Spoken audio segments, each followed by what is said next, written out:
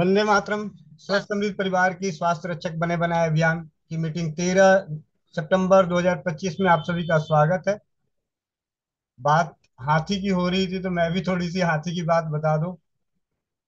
हमारे यहाँ जब भी सर्कस लगता था तो घर से भेजा जाता था कि 10 किलो गेहूं लेके जा और हाथी को खिलाना और उसके पास रहना। जो वो करेगा, लीड जो होगी वो लेके आना। हमारी ड्यूटी यही लगती थी। सर्कस में जाने के लिए, सर्कस देखने के लिए घर से मिलता था 10 किलो गेहूं लेके जा, हाथी को खिलाना, घोड़े को खिलाना और उसकी लीद इकट्ठी करके लेके आना अलग अलग। तो मुश्किल से खिलाते तो 10 किलो थे, लाते थे आधा किलो 1 किलो। ठीक है। तो उसमें से सुखा के गेहूं को निकाल लिया जाता था और उस गेहूं को अलग रख दिया जाता था कि ये दवा वाला गेहूं है। अब क्या होता था, अब जाऊंगा गाँव तो फिर पूछ के आऊंगा कि वो लोग करते क्या थे। चलिए। आज शनिवार है। इस लिंक से जुड़े हैं तो बंधन उपचार की कक्षा, जिसमें बहुत ही आज कम समय में बंधन बंधन उपचार पे चर्चा करेंगे चाचा जी।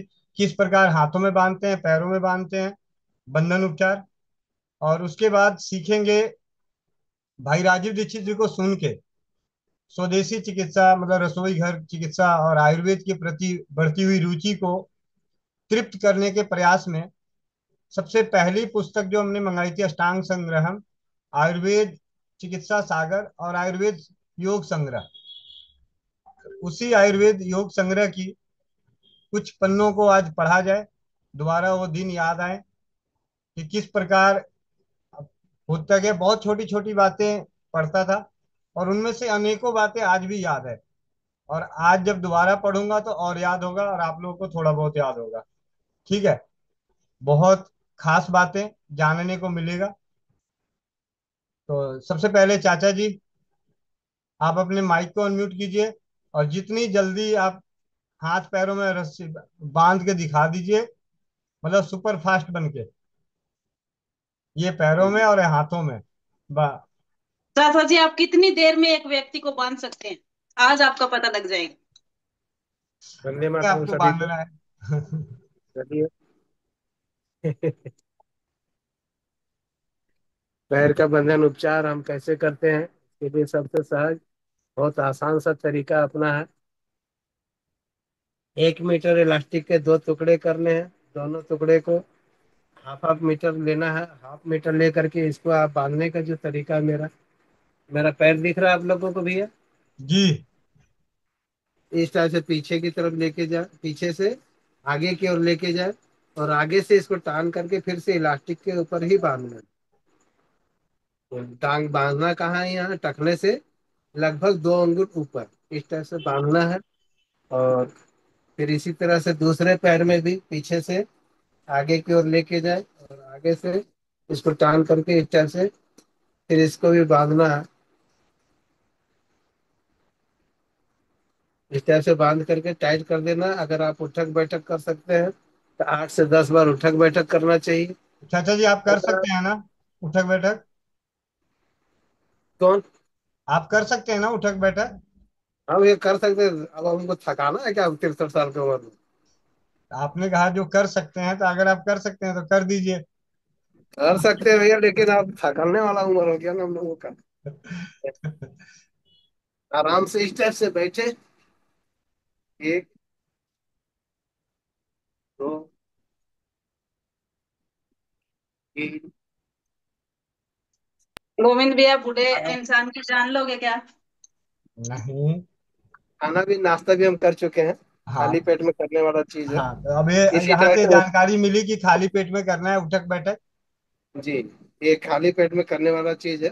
10 बार, 8 बार, 10 बार उठक बैठक करने के बाद में बंधन को खोलने के पहले 1 गिलास पानी पी लेना चाहिए। अगर आप ब्रश वगैरह कर लिए हैं तो आप 2 बिस्कुट खा करके पानी पी लीजिए। अथवा अगर आप नाश्ता आपका बन चुका है घर का, तो आप इस बंधन उपचार करने के बाद में आप बेहिचक नाश्ता कर लीजिए भरपेट।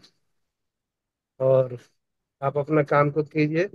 एक बार में ही ठीक हो जाता है। जैसे ही ठीक हो जाए तो दूसरे दिन और करने की जरूरत नहीं।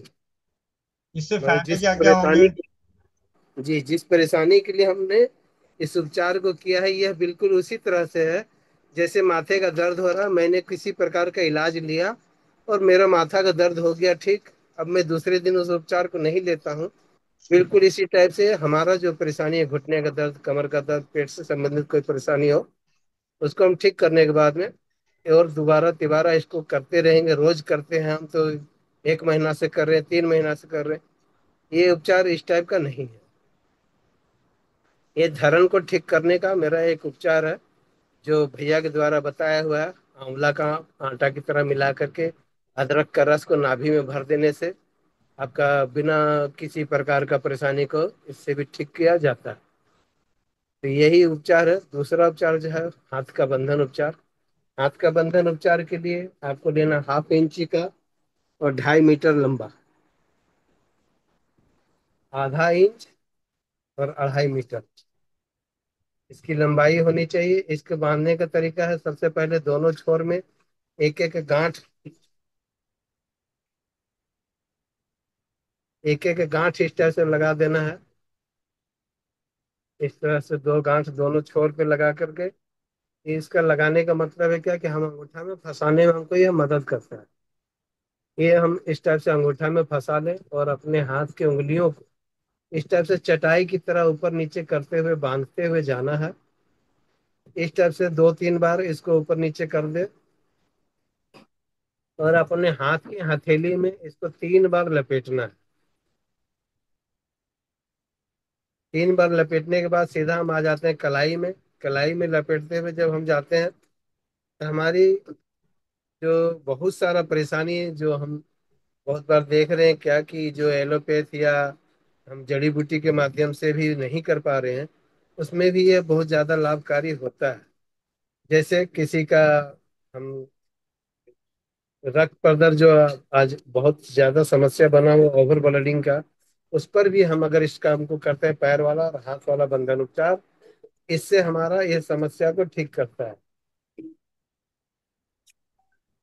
इस टाइप से बांधते हुए ऊपर की ओर जाए, कोहनी को छोड़ करके, इस हिस्से को छोड़ करके, चूंकि ये बांध देंगे अगर हम यहाँ से लपेट करके, तो हमको फिर मोड़ने में आधा ही मोड़ने देगा, पूरा नहीं मोड़ने देगा। इसको हम छोड़ करके फिर से हम ऊपर लपेटते हुए इस टाइप से बढ़ेंगे। और जब ये पूरा अच्छी तरह से लपेट में आ जाए, तब इसको हम इस टाइप से अपने हाथ को जब हम मोड़े और खोले तो पूरा का पूरा सीधा।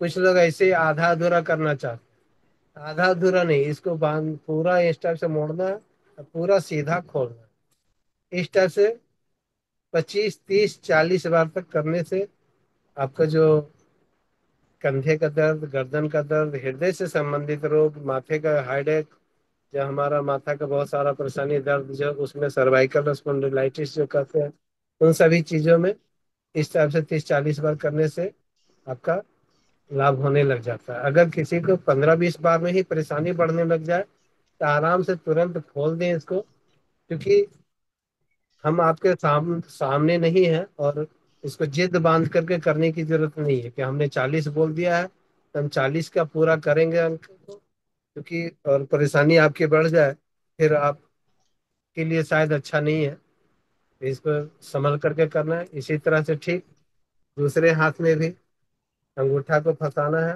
अंगूठा में इस इलास्टिक को फंसाएं और अपने चटाई की तरह अपने इलास्टिक को ऊपर नीचे 2-3 बार लपेटते हुए फिर हम जाएंगे यहाँ पर आकर के 3 बार लपेटेंगे अपने हथेली में।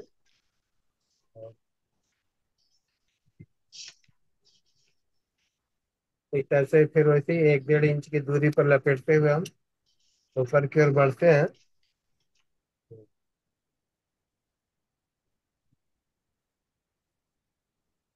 हमारा कहने का करने का तात्पर्य आप लोग समझ गए होंगे। तो समय का आज कुछ विशेष भैया जी बताने वाले हैं, आप भी सीखें, हम भी सीखेंगे। इसके लिए कि मैं थोड़ा विशेष इस पर ज्यादा समय नहीं दूंगा, क्योंकि यह मैं कई एक बार बता चुका हूँ और कई एक बार लोगों ने वीडियो ग्रुप में डाल भी दिया है। फिर इसी तरह से इसको भी पूरा 25, 30, 40 बार करेंगे। आपका वो जो ऊपर पहले बता चुका हूँ, वो सारी परेशानी में आपको लाभ होने लगेगा। फिर से आप इस तरह से खोल दें। ऐसा हाथ वाला बंधन उपचार आप दिन भर में 2 बार 3 बार 4 बार आप अपनी सुविधा और आप अपनी परेशानी के हिसाब से इसको आप कर सकते हैं। लेकिन पैर का बंधन उपचार जब भी करें तो खाली पेट में करें।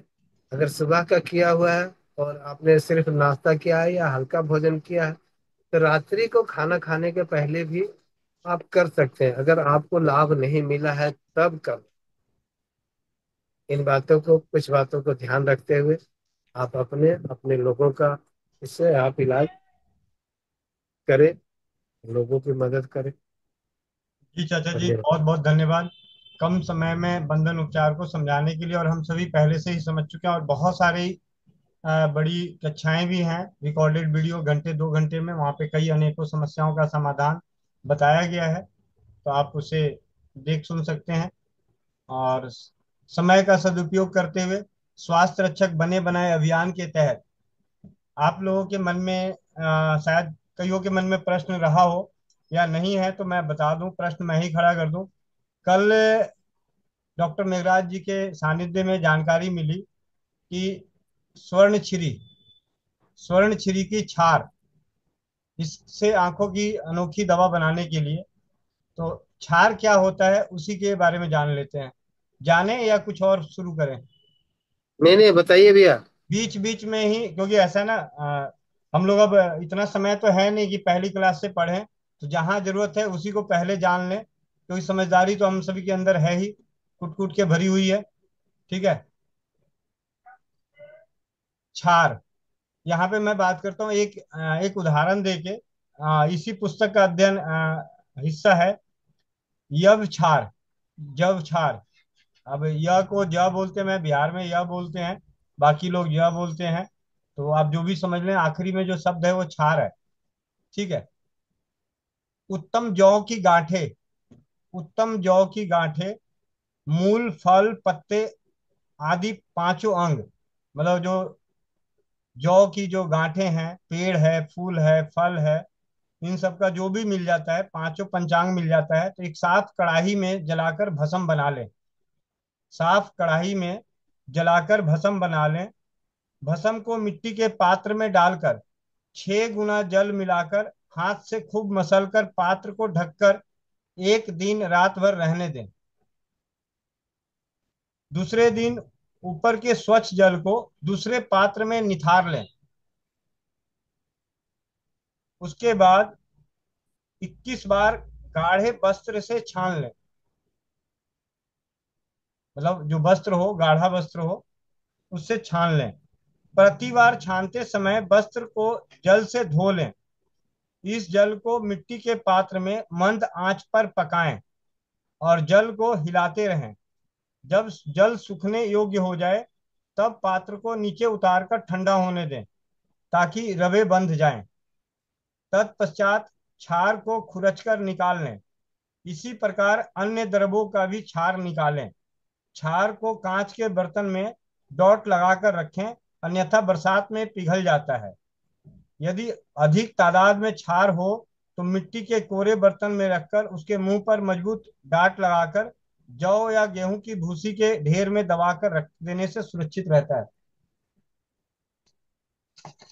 किस किस को समझ में आ गया क्षार बनाने की विधि? हैंड रेस कीजिए।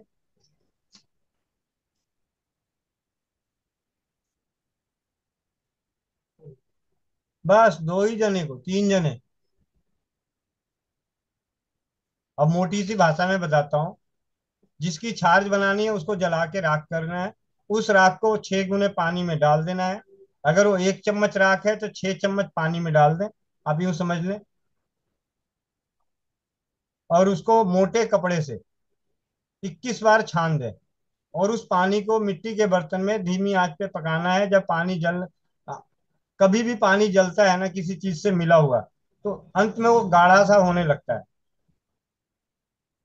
फिर उसको ठंडा होने दें और खरोच के रख लें। ये हो गया छार। जौ छार बनाने हो, गिलोय छार बनाने हो, पुनर्नवा छार बनाना हो, सिरपर्णी का छार बनाना हो, सत्यानाशी का छार बनाना हो, आग का छार बनाना हो, किसी भी चीज का छार बनाना हो, उस क्षार को बनाने की विधि, सबसे सरल विधि। वाह भाई। सबसे सरल विधि, उसकी राख को पानी में 24 घंटे के लिए छोड़ दें, मसल के, और छान लें, और छान के धीमी आंच पे पका लें, पानी को उड़ा दें, यूं समझ लें। बहुत ही आसान तरीका छार बनाने का। अब तो नहीं कोई पूछेगा चौपाल में, जब कोई छार के लिए बोलेगा तो कि छार कैसे बनेगा। अभी भी कोई पूछे तो हाथ यहीं पूछ लो, नहीं तो पता चला इस स्कूल की बेइज्जती हो जाए। अच्छा, अभी भी दो जने पूछेंगे। चलिए, इन दोनों को यहीं दूर कर देते हैं, ताकि जब चौपाल लगेगी तो वहां पे बेइज्जती नहीं होनी चाहिए ना, कि स्वस्थ समृद्ध परिवार की जो कक्षाएं हैं, सबसे पहले शरीर को देखते हुए सुषमा रानी दीदी। वंदे मातरम भैया, वंदे मातरम सुन लो। वंदे भैया जैसे मातरम। भैया ने बोला था कि स्वर्ण छाल या सत्यानाशी की छाल, तो सत्यानाशी की फिर जैसे जड़ तना उसमें से एक चीज तो जलाएंगे पांचों और चीज, उसकी राख बनाएंगे। पंचांग, जो जो चीजें मिल मतलब जाती है, पंचांग। पंचांग में तो भैया जड़ और छाल और पत्ते, पांच चीजें होती है, वो नहीं होता है क्या पंचांग? हाँ, फल फूल, तना, जड़, पत्ती। हाँ ठीक है। ठीक। मतलब इसकी इसको राख ला को। करके भैया एक बार थोड़ा हम भी इसका करते हैं क्लियर भैया। इसके पंचांग जो होते हैं, जड़ से जब आप उखाड़ लेते हैं तो जड़, तना, पत्ता, फूल और फल, इसको पंचांग बोला जाता है।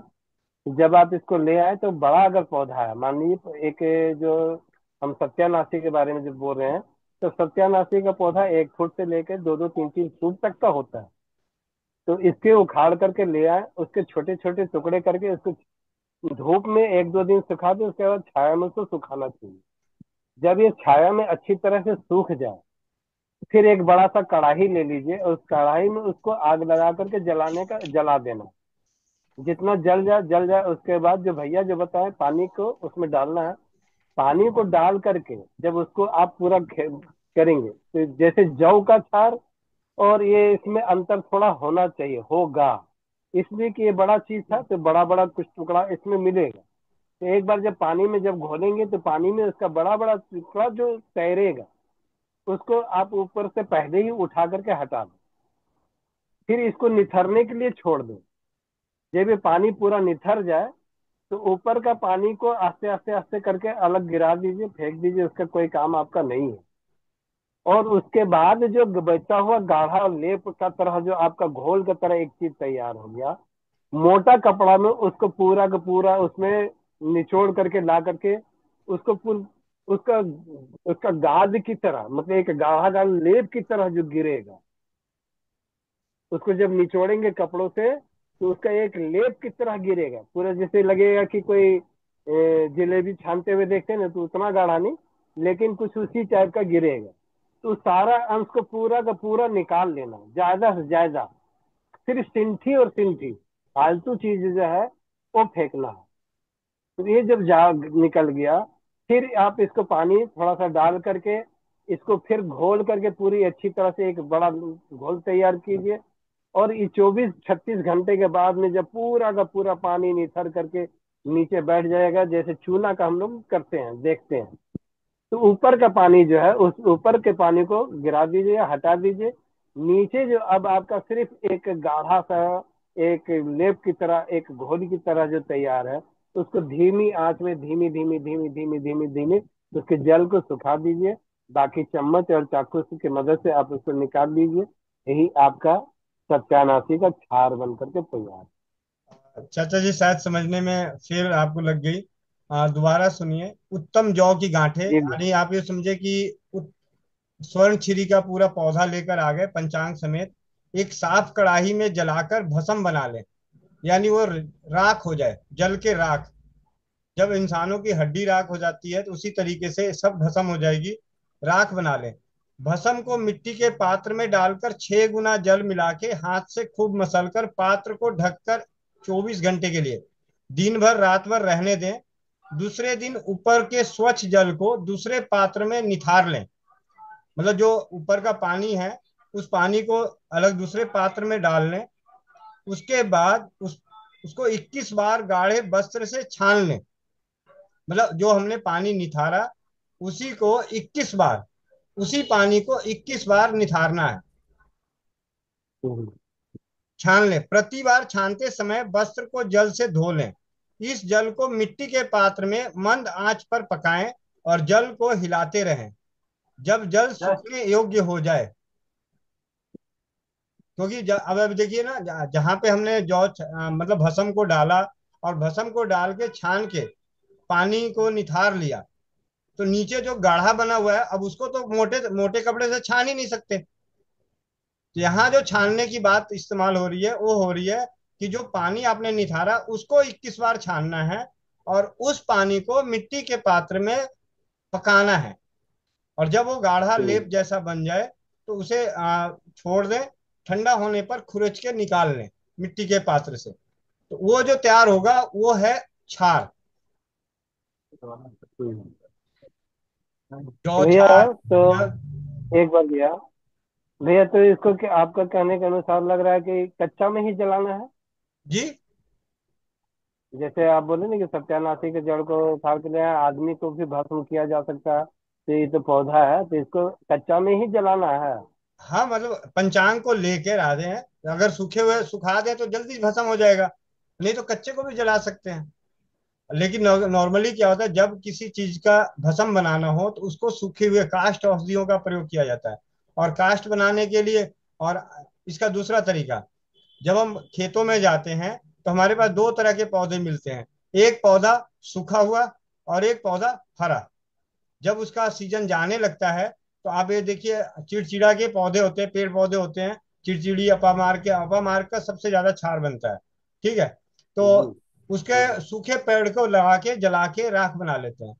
अरंड के पंचांग की क्षार बनते हैं। मतलब हर औषधि का क्षार बनाया जाता है। और क्षार की सबसे बड़ी बात है कि उसका उपयोग नगन मात्र होता है। क्योंकि जिस तरीके से सत्व भी इसी तरीके से बनता है, लेकिन सत्व में पानी में जो बैठा रहता है उसका इस्तेमाल करते हैं। उड़ाने के बाद उसको धीमी आंच पे गर्म करते, जब सारा पानी उड़ जाता है तो नीचे जो बनता है बैठा रहता है, उसको बार बार मसल के जो बैठ जाता है उसको नीचे वाले हिस्से को सफेद सफेद मिलता है। चलिए, तो ये है क्षार बनाने की विधि। उन्होंने कहा तत्पश्चात खुरच कर निकाल लें, इसी प्रकार अन्य द्रव्यों का भी क्षार निकालें। यानी किसी भी द्रव्य, द्रव्य क्या होता है, ठोस, किसी भी द्रव्य को उसका क्षार निकालें। क्षार को कांच के बर्तन में डाट लगा के रखें, और ज्यादा बना के रखे हुए हैं तो भूसी में संभाल के रखें। बरसात के दिनों में ये पिघलने का कि क्षार होता है नमक, उस औषधि में जो नमक का हिस्सा है वही आपके पास बाहर निकल के मिला है। सज्जी खार, ऐसे करके कई क्षार होते हैं। तो आज ये बहुत ही सरल। अब बताएं, आप लोग बताएं, फिटकिरी के भस्म या गंधक, मतलब फिटकिरी को शुद्ध करने का और उसके अनेकों उपयोग जानना है, या गंधक को शुद्ध करना और अनेकों उपयोग जानना है? जल्दी से चैट बॉक्स में लिखें। या आयुर्वेद में उपयोग होने वाले शब्दों का विवरण, परिभाषा, जैसे कभी कोई कह दे चतुर जात, त्रिपुट, त्रिफला, ऐसे, शीत, हिमकाय, फांट, अवलेह, भावना, ऐसे, इनको इनको इनकी परिभाषा जाननी है, या भस्म बनाने की, या गंधक को शुद्ध करने की? चैट बॉक्स में फिटकरी मीरा के मित्तल बारे में दीदी भी का तो बताइए सवाल भैया। रह ही गया। मीरा मित्तल दीदी का सवाल रह गया। हाँ जी दीदी। भैया एक तो चैट बॉक्स बंद है, दूसरी बात भैया ये सारी प्रोसेस हो गई कि भस्म बना लिया, भिगा दिया और छान दिया, उबाल दिया। लेकिन जो बताया था कल उन्होंने आंख में डालने के लिए, हाँ, तो आंख तो में इसमें डालने के लिए उसके बाद उस क्षार को जी। 8 गने गुलाब जल में या गंगा जल में और फिटकरी डाल के छोड़ दे। अच्छा, फिर उस पानी को यूज करें। फिर उस पानी को आप इस्तेमाल करें। जी भैया, आयुर्वेद की भाषा बता दीजिए। आयुर्वेद की भाषा, आयुर्वेद की कुछ उपयोगी प्रमुख परिभाषाएं। सबसे पहला, द्रव्य, पृथ्वी, जल, अग्नि, पवन, आकाश, आत्मा, मन, काल और दिशाओं के समूह को द्रव्य कहते हैं। इस पुस्तक के अनुसार बता रहा हूं, ठीक है। अस्थावर, इंद्रियहीन जीवों को जो चेतना रहित हैं अस्थावर कहते हैं।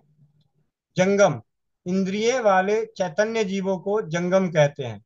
शारीरिक दोष, वात, पित्त और कफ ये शारीरिक दोष हैं। मानसिक दोष, रज और तम ये मन के दोष हैं। प्राणिज द्रव्य, प्राणियों से पैदा होने वाले द्रव्य को प्राणिज द्रव्य कहते हैं, जैसे दूध, शहद, गुरेचन। पार्थिव द्रव्य, पृथ्वी संबंधी द्रव्यों को पार्थिव द्रव्य कहते हैं, जैसे सीसा, रांगा, तांबा, हरताल। अस्थावर द्रव्य, चेतना रहित जीवों से संबंध रखने वाले द्रव्यों को अस्थावर द्रव्य कहते हैं, जैसे आम, जामुन, गूलर, जौ, गेहूं। मूल प्रधान औषधियां, उन औषधियों को कहा जाता है जिनकी केवल मूल यानी जड़ ही ली जाती है। ये गिनती में 26 है। पूरे आयुर्वेद में 26 मूल प्रधान औषधियां हैं, जिसमें से उदाहरण के तौर पे यहाँ पे दो का नाम लिखा हुआ है, बच और निशोथ। यानी जब भी कभी चर्चा बच और निशोथ की होगी तो उनका हमेशा जड़ ही उपयोग में लिया जाएगा, क्योंकि वो मूल प्रधान औषधियां हैं। फल प्रधान औषधियां, ऐसी औषधियां जिनका सिर्फ फल ही इस्तेमाल में ली जाती है, उन औषधियों को कहा जाता है जिनके फल ही लिए जाते हैं, बाकी दूसरी चीजें नहीं ली जाती। ये 19 हैं, जैसे मनफल, बायोडीन, ऐसे करके 19 हैं। यहाँ पे दो नाम उदाहरण के तौर पे दिया हुआ है। स्नेह, घी, तेल, चर्बी और मज्जा ये 4 स्नेह यानी चिकने पदार्थ हैं। पंच लवण, संचर नमक, काला नमक, सेंधा नमक, बीड़ नमक और समुद्री नमक ये नमक के प्रकार हैं, और ये 5 प्रकार के हैं। अजीर्ण, वायुगोला, शूल और उदर रोगों में यह हितकर होते हैं। रोग, वात, पित्त और कफ की विषमता को रोग कहते हैं। स्वास्थ्य, वात, पित्त और कफ की समानता को स्वास्थ्य, आरोग्य कहते हैं। चिकित्सा, जिस क्रिया द्वारा विषम यानी बिगड़े हुए दोष नष्ट किए जाते हैं उसे ही चिकित्सा कहते हैं। औषधि के गुण, बहुधा, योग्यता, योग वियोग पूर्वक, कल्पना और कीड़े रहित होना औषधि के 4 गुण हैं। साध्य, जिस रोग को वैद्य चिकित्सक आराम कर सके उसे साध्य कहते हैं। सुख साध्य, जिस रोग को वैद्य सुख पूर्वक साध सके उसे सुख साध्य कहते हैं। अथवा जो रोग एक दोष से उत्पन्न होता है जिसमें कोई उपद्रव नहीं होता है तथा जो नष्ट होता है उसे सुख साध्य कहते हैं। सुख साध्य रोग को आराम नष्ट करने में वैद्य को बहुत कष्ट नहीं उठाना पड़ता। कष्ट साध्य, जिस रोग को वैद्य बड़े कष्टों से आराम नष्ट कर सके अथवा चीर फाड़ सर्जरी द्वारा चिकित्सा करने के योग्य हो उसको कष्ट साध्य अथवा कृच्छ साध्य कहते हैं। असाध्य, जो रोग आराम नष्ट न हो सके यानी रोगी के प्राण नाश करके ही पीछा छोड़े उसे असाध्य कहते हैं। अचिकित्सीय, जिस रोग की चिकित्सा न हो सके उसे अचिकित्सीय कहते हैं। याप्य, जो रोग क्रिया यानी चिकित्सा को धारण कर ले किंतु रोग में की हुई क्रिया ज्यों ही निर्वित हो रोगी की मृत्यु हो जाए ऐसे रोग को याप्य कहते हैं। अथवा असाध्य रोग, यदि नरम हो आराम होने का कुछ यकीन भरोसा हो तो उसे याप्य कहते हैं। द्युदोषज, जो रोग वात, पित्त और कफ इन 3 दोषों में से किन्हीं 2 दोषों के कारण हो उसे द्युदोषज कहते हैं। त्रिदोषज, जो रोग तीनों दोषों से उत्पन्न हो उसे त्रिदोषज कहते हैं। रोगों के प्रकार, रोग 3 प्रकार के होते हैं। निज रोग, आगंतुक रोग और मानसिक रोग। शरीर के वायु, कफ और पित्त के कारण जो रोग होते हैं उन्हें निज रोग कहते हैं। विष, हवा और चोट आदि के लगने के कारण जो रोग होते हैं उसे आगंतुक रोग कहते हैं। प्यारी चीज के ना मिलने या अथवा अप्रिय चीज के मिलने से जो रोग होते हैं उसे मानसिक रोग कहते हैं। रोग के स्थान, रोग के नीचे लिखे 3 स्थान हैं: रस, रक्त, मांस, वेद, अस्थि, मंजा और शुक्र, ये 7 धातुएं और त्वचा। दूसरी, मर्म, अस्थि और संधि। तीसरा, कोष्ठ मतलब कोठे, गलकंड, अपची, अबूर्द, कुष्ठ आदि प्रथम प्रकार के स्थान में रहने वाले रोग हैं।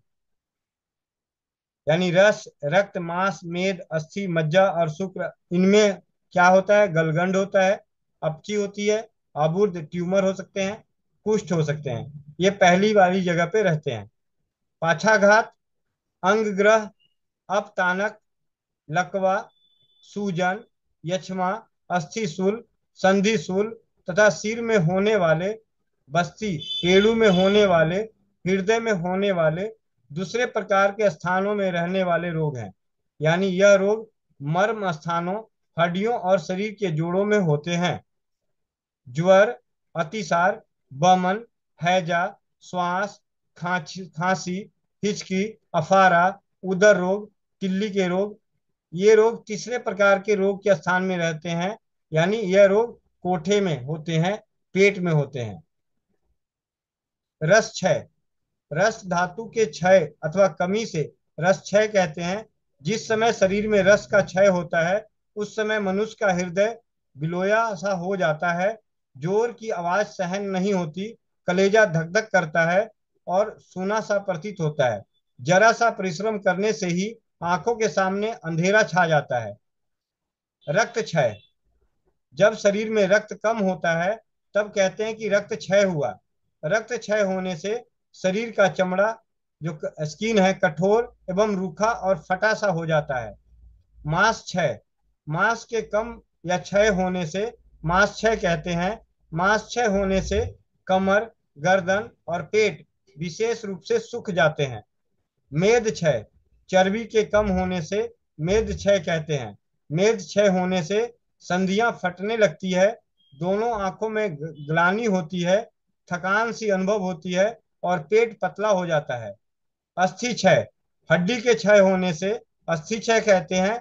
अस्थि क्षय होने से बाल, रोएं, नाखून, मूछ, हड्डी और दांत बिना समय के असमय अर्थात समय से पहले गिर जाते हैं, जोड़ ढीले से हो जाते हैं तथा भ्रम होता है। मज्जा क्षय, हड्डियों के गुर्दे को कम होने को मज्जा क्षय कहते हैं। मज्जा क्षीण होने पर हड्डियां गिरने लगती है, दुर्लभ और हल्की हो जाती है तथा रोगी को सदैव वायु का रोग बना रहता है। शुक्र क्षय, वीर्य के क्षय होने से शुक्र क्षय कहते हैं। इसके क्षय होने से मनुष्य कमजोर हो जाता है, मुंह सूखता है, पीलापन छा जाता है, अवसाद, ग्लानि और नपुंसकता होती है तथा वीर्य नहीं निकलता। विष्ठा क्षय, यानी मल का क्षय होने से वायु आंतों में दर्द रह करती है, शरीर रूखा हो जाता है, वायु कोख को ऊंची करके और तिरछी होकर ऊपर नीचे हो जाती है। मूत्र क्षय, पेशाब के कम होने से होने को मूत्र क्षय कहते हैं। मूत्र क्षय होने से मूत्र क्रुच का रोग होता है, पेशाब का रंग बदल जाता है, प्यास लगती है, मुंह सूखता है, मल मार्ग सुने, हल्के और सूखे मालूम होते हैं। ओज क्षय, समस्त 7 धातुओं का ओज सार है। ओज क्षय होने से रोगी डरता है, कमजोर हो जाता है, हर समय चिंताग्रस्त रहता है, सारी इंद्रियां पीड़ित होती है, शरीर क्षीण, रूखा और कांतिहीन हो जाता है। अग्नि के प्रकार, अग्नि 4 प्रकार की होती है: मंदाग्नि, तीक्षाग्नि, विषम अग्नि और सम अग्नि। मंदाग्नि, मनुष्य की कफ प्रकृति होने से मंदाग्नि होती है, उसे आहार अर्थात रूप में नहीं पचता। तीक्षाग्नि, मनुष्य की पित्त प्रकृति होने से तीक्ष्ण अग्नि होती है, इस अग्नि वाले को ज्यादा खाया पिया भी सुख पूर्वक पच जाता है। विषमाग्नि, मनुष्य को वात प्रकृति होने से विषमाग्नि होती है, इस अग्नि वाले को कभी अन्न पच जाता है और कभी नहीं पचता। समाग्नि, जिसकी अग्नि सम होती है उसका खाया पिया अच्छी तरह से पच जाता है। रोग का निदान। यूं तो समस्त रोगों के आदि कारण कुपित हुए बात, पित्त और कफ, ये तीन दोष हैं। किंतु इसके अतिरिक्त रोग भी रोग का कारण अथवा निदान होता है। अर्थात जिस प्रकार कुपित हुए बात आदि दोष के रोग होते हैं, उसी प्रकार रोगों से भी रोग होते हैं। यानी जो काम निदान करता है वही काम रोग भी करता है। उदाहरण के लिए, ज्वर के संताप से रक्तपीत होता है, रक्तपीत से ज्वर उत्पन्न होता है। रक्तपीत और ज्वर, इन दोनों के श्वास होता है। तिल्ली बढ़ने से उदर रोग होता है, उदर रोग से सूजन होता है। बवासीर से उदर रोग और गुल्म होता है। जुकाम से खांसी होती है, खांसी से ओज आदि धातुओं का क्षय होकर क्षय या राज यक्ष्मा होता है। पहले तो यह रोग स्वतंत्र होते हैं, किंतु जब उन्हें बल मिल जाता है तब ये दूसरे रोग को उत्पन्न करते हैं। उनमें एक दिव्य विशेषता यह होती है कि कोई रोग तो दूसरे को रोग को पैदा करके स्वयं शांत हो जाता है, और कोई रोग दूसरे रोग को पैदा करके स्वयं भी जैसे का तैसा बना रहता है। बवासीर रोग स्वयं नहीं मिटता, जैसे का तैसा ही बना रहता है, और उदर रोग एवं गुल्म रोग उत्पन्न कर देता है। दोष। बात, पित्त और कफ को दोष कहा जाता है। धातु और मल इन दोषों से दूषित होते हैं, इसलिए इन्हें दोष कहते हैं। ये दोष को धारण करते हैं, इसलिए विद्वान आचार्य इन्हें धातु भी कहते हैं। आचार्य बागभट्ट कहते हैं कि बात, पित्त और कफ दूषित होने से देह का नाश करते हैं और शुद्ध होने से शरीर का धारण करते हैं। धातु रस, रक्त, मांस, मेद, अस्थि, मज्जा और शुक्र, इन सात को धातु कहते हैं। यह मनुष्य के शरीर में स्वयं स्थिर रहकर शरीर को धारण करते हैं, इसलिए इन्हें धातु कहते हैं। रस, भले प्रकार से पचे हुए भोजन के सार को रस कहते हैं। मर्म, सीरा, स्नायु, संधि, मांस और हड्डी, ये सब एकत्र होकर मिलते हैं तब मर्म स्थल कहलाते हैं। इन मर्म स्थलों में विशेषकर प्राण होते हैं। देहधारियों के शरीर में कुल 107 मर्म हैं। संधि, शरीर के जोड़ों को संधि अथवा जोड़ कहते हैं। देहधारियों के शरीर में 210 संधि होते हैं। शिरा, यह एक प्रकार की नसें हैं। ये शिराएं नाभि से बंधी हैं और चारों ओर फैल रही है। इन्हीं से संधियां बंधी हैं तथा यही बतादी दोषों और रक्त रक्त आदि धातुओं को बहाती है। इन्हीं शिराओं से शरीर सिकुड़ता और फैलता है। यह गिनती में 700 है। स्नायु, यह भी एक प्रकार की नसें हैं। ये शिराओं की अपेक्षा मजबूत, देह में मांस, हड्डी और संधियों इन्हीं से बंधी हुई है। मनुष्य के शरीर में 900 स्नायु हैं। धमनी, नाड़ियों को कहते हैं। यह नाभि से उत्पन्न हुई है। यह गिनती में 24 है। कंडरा, बड़ी स्नायुओं को कंडरा कहते हैं। यह भी शरीर को सिकुड़ने और फैलाने के काम में आती है। यह गिनती में मनुष्य देह में 16 है।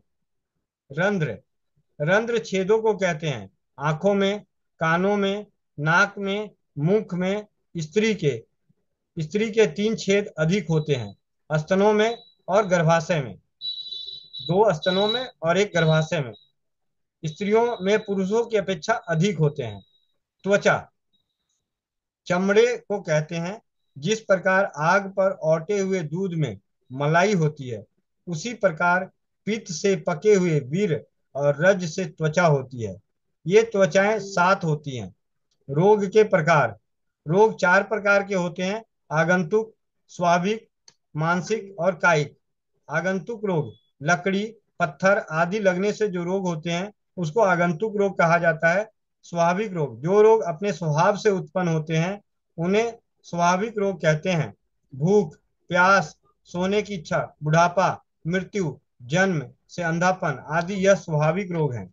मानसिक रोग, जो रोग मन से होते हैं उन्हें मानसिक रोग कहते हैं। काम, क्रोध, मोह, लोभ, भय, मूर्छा, भ्रम, अंधकार और संन्यास आदि रोग मानसिक रोग हैं।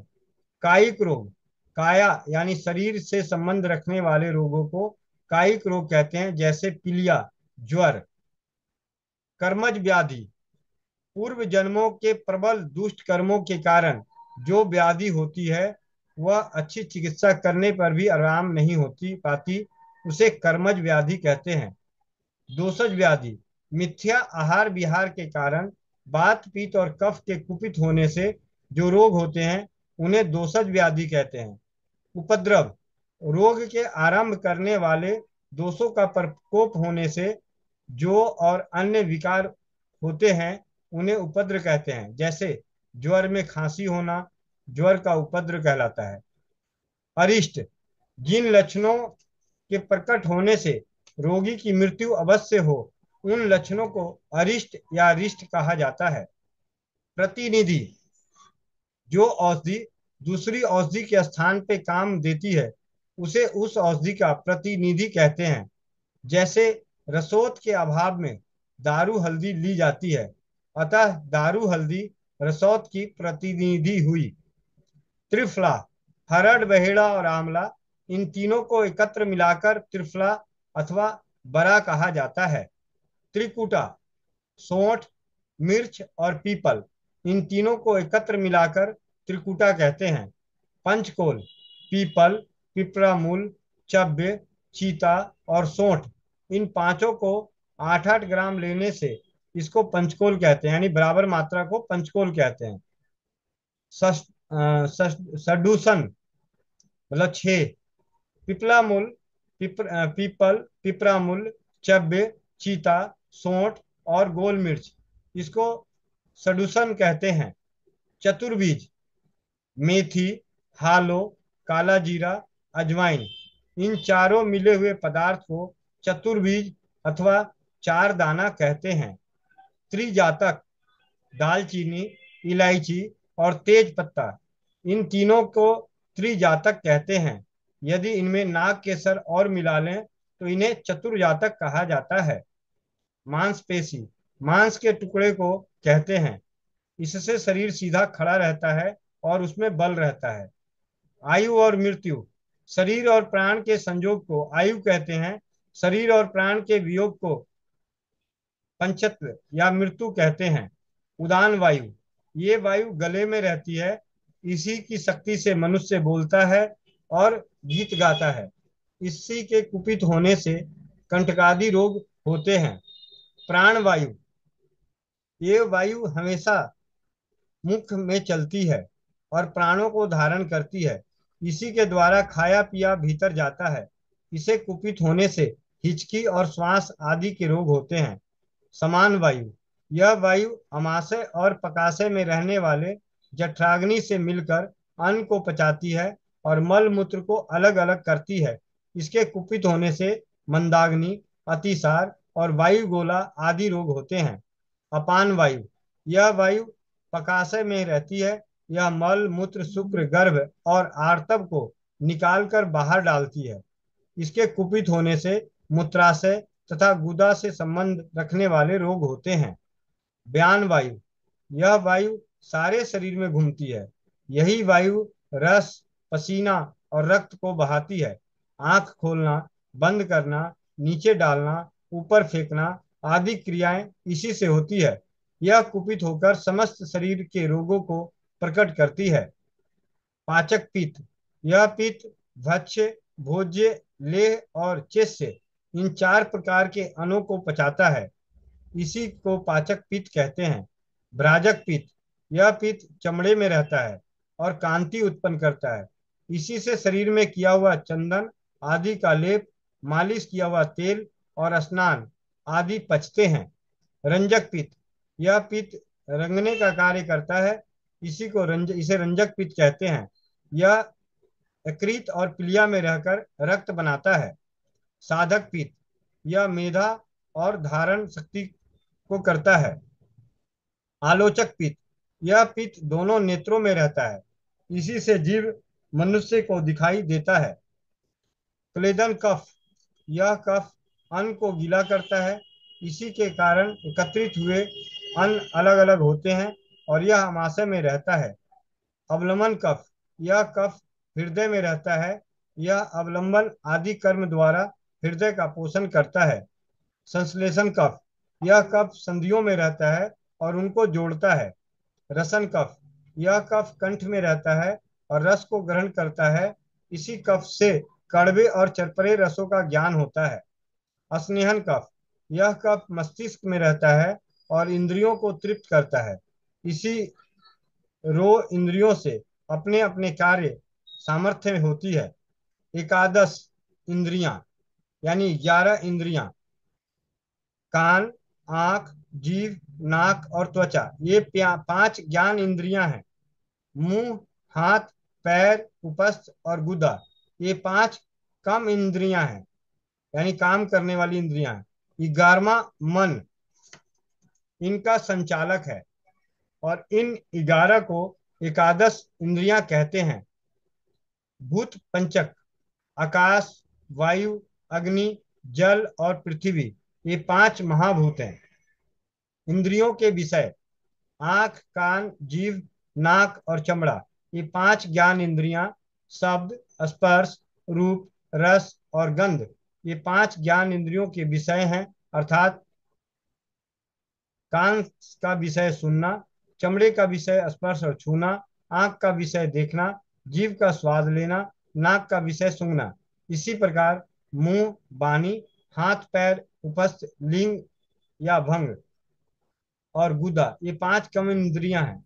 भाषण, आदान विहार आदान विहार आदान विहार, आनंद और उपसर्ग, ये क्रम में कर्मेंद्रियां के 5 विषय हैं। यानी मुख का विषय बोलना, हाथ का काम लेना देना, पैरों का काम चलना फिरना, उपस्थ का कार्य संभोग आनंद करना अथवा मल मूत्र त्याग करना, और गुदा का कार्य मल त्याग करना है।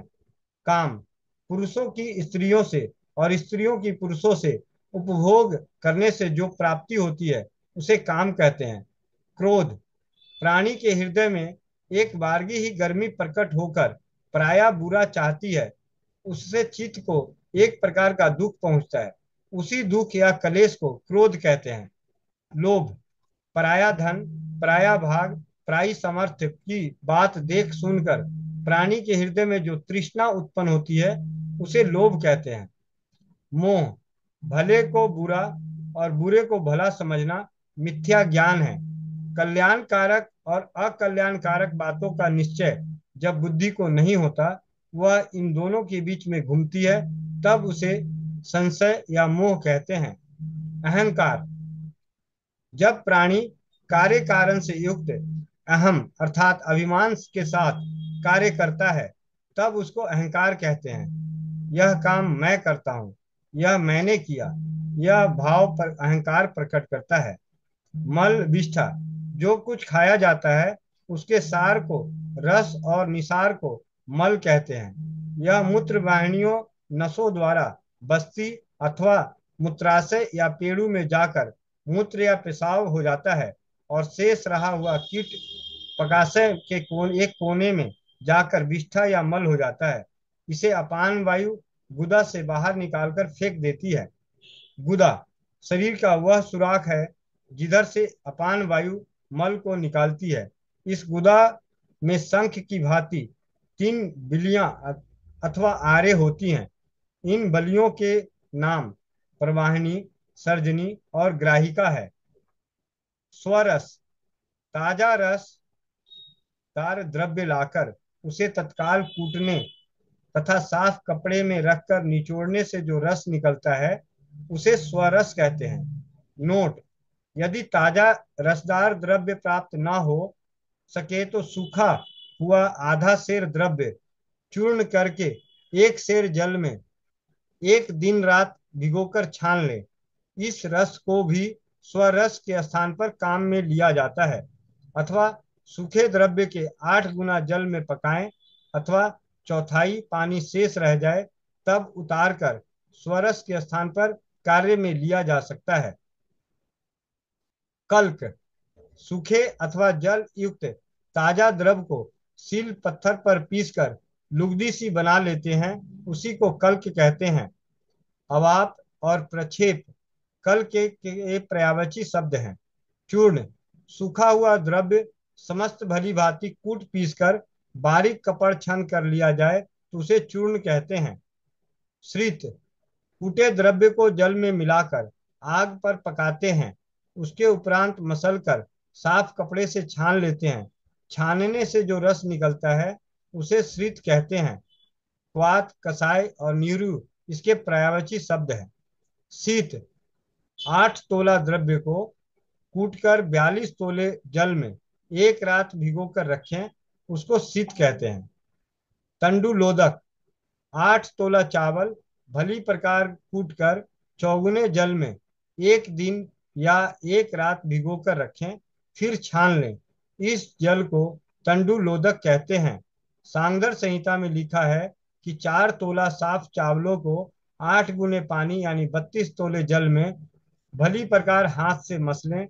यह चावलों का धोबन कहलाता है। इसको अनुपान आदि समस्त कार्यों में लिया जा सकता है। फांट, 8 तोले द्रव्य को भली प्रकार कूट कर मिट्टी के बर्तन में चौगुने गर्म जल के साथ भिगो कर रखें। जब खूब गर्म जल हो जाए तब छान लें।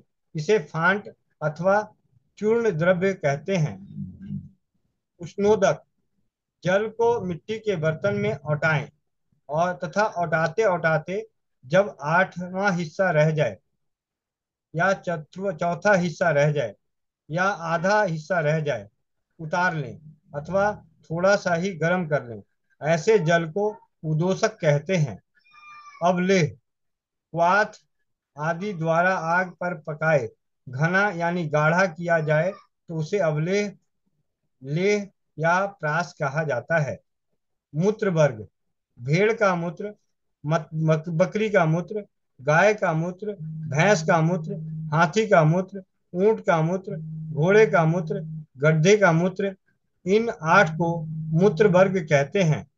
स्नेह, घी, तेल और वसा मजा, ये 4 प्रकार के स्नेह हैं। ये पीने, मालिश करने, पिचकारी लगाने और नस्य कर्म में आते हैं। दुग्ध वर्ग, भेड़ का दूध, बकरी का दूध, स्त्री का दूध, गाय का दूध, भैंस का दूध, ऊँटनी का दूध, हथनी का दूध और गधी का दूध, इन 8 दूधों को दूध वर्ग कहते हैं। सर्वगंध, दालचीनी, तेज पत्ता, इलायची, नाग केसर, कपूर, काकोली, अगर, लोबान और हिंग, इन सबको मिलाकर सर्वगंध कहते हैं। महती त्रिफला, हरड़, बहेड़ा और आंवला, इनको महती त्रिफला कहते हैं। स्वलप त्रिफला, गंभारी फल, फालसा और खजूर, इनको स्वलप त्रिफला कहते हैं। त्रिउशन, पीपल, सोंठ और मिर्च को त्रिउशन कहते हैं। त्रिमद, बायोडिन, मोथा और चीता, इनको त्रिमद कहते हैं। क्षीर वृक्ष, मतलब ऐसे वृक्ष जिसमें दूध निकलते हों, गुलर, बड़, पीपल, बेत और पिलवन, इन 5 को क्षीर वृक्ष कहते हैं। पंचपल्व, आम, जामुन, कैथ, बिजौरा, नींबू और बेल, इन 5 को पंचपल्व कहते हैं। लघु पंचमूल, सालपर्णी, छोटी कटेरी, पृष्ठपर्णी, बड़ी कटेरी और गोखरू, इन 5 को लघु पंचमूल कहते हैं। बृहत पंचमूल, बेल, सवनोक, गंभारी, पंडाल और अरणी, इन 5 को बृहत पंचमूल कहते हैं। दशमूल, लघु पंचमूल और बृहत पंचमूल, इन दोनों की 10 चीजों को मिलाकर दशमूल कहा जाता है। पंचत्रीन, कूश, काश, सर, दर्भ और गन्ना, इन 5 को पंचत्रीन या पंचमूल कहते हैं। बलीज पंचमूल, बिदारी कंद, मेढा सिंगी, हल्दी, अनंत मूल और गिलोई, इन 5 को बलीज पंचमूल कहते हैं। कंठकाख्य मूल, करंज, गोखरू, ताल मखाना, पियावासा और शतावरी, इन 5 को कंठकाख्य मूल कहते हैं। अष्टबग्र, रिद्धि, वृद्धि, मेधा, महामेधा, ऋष्वक, जीवक, काकोली और क्षीर काकोली, इन 8 को अष्टवर्ग कहते हैं। जीवनीय गण, अष्टवर्ग को 8 चीजों और मसवन, मुगवन, जीवंती और मुलेठी, इन सब को मिलाकर जीवनीय गण कहलाते हैं।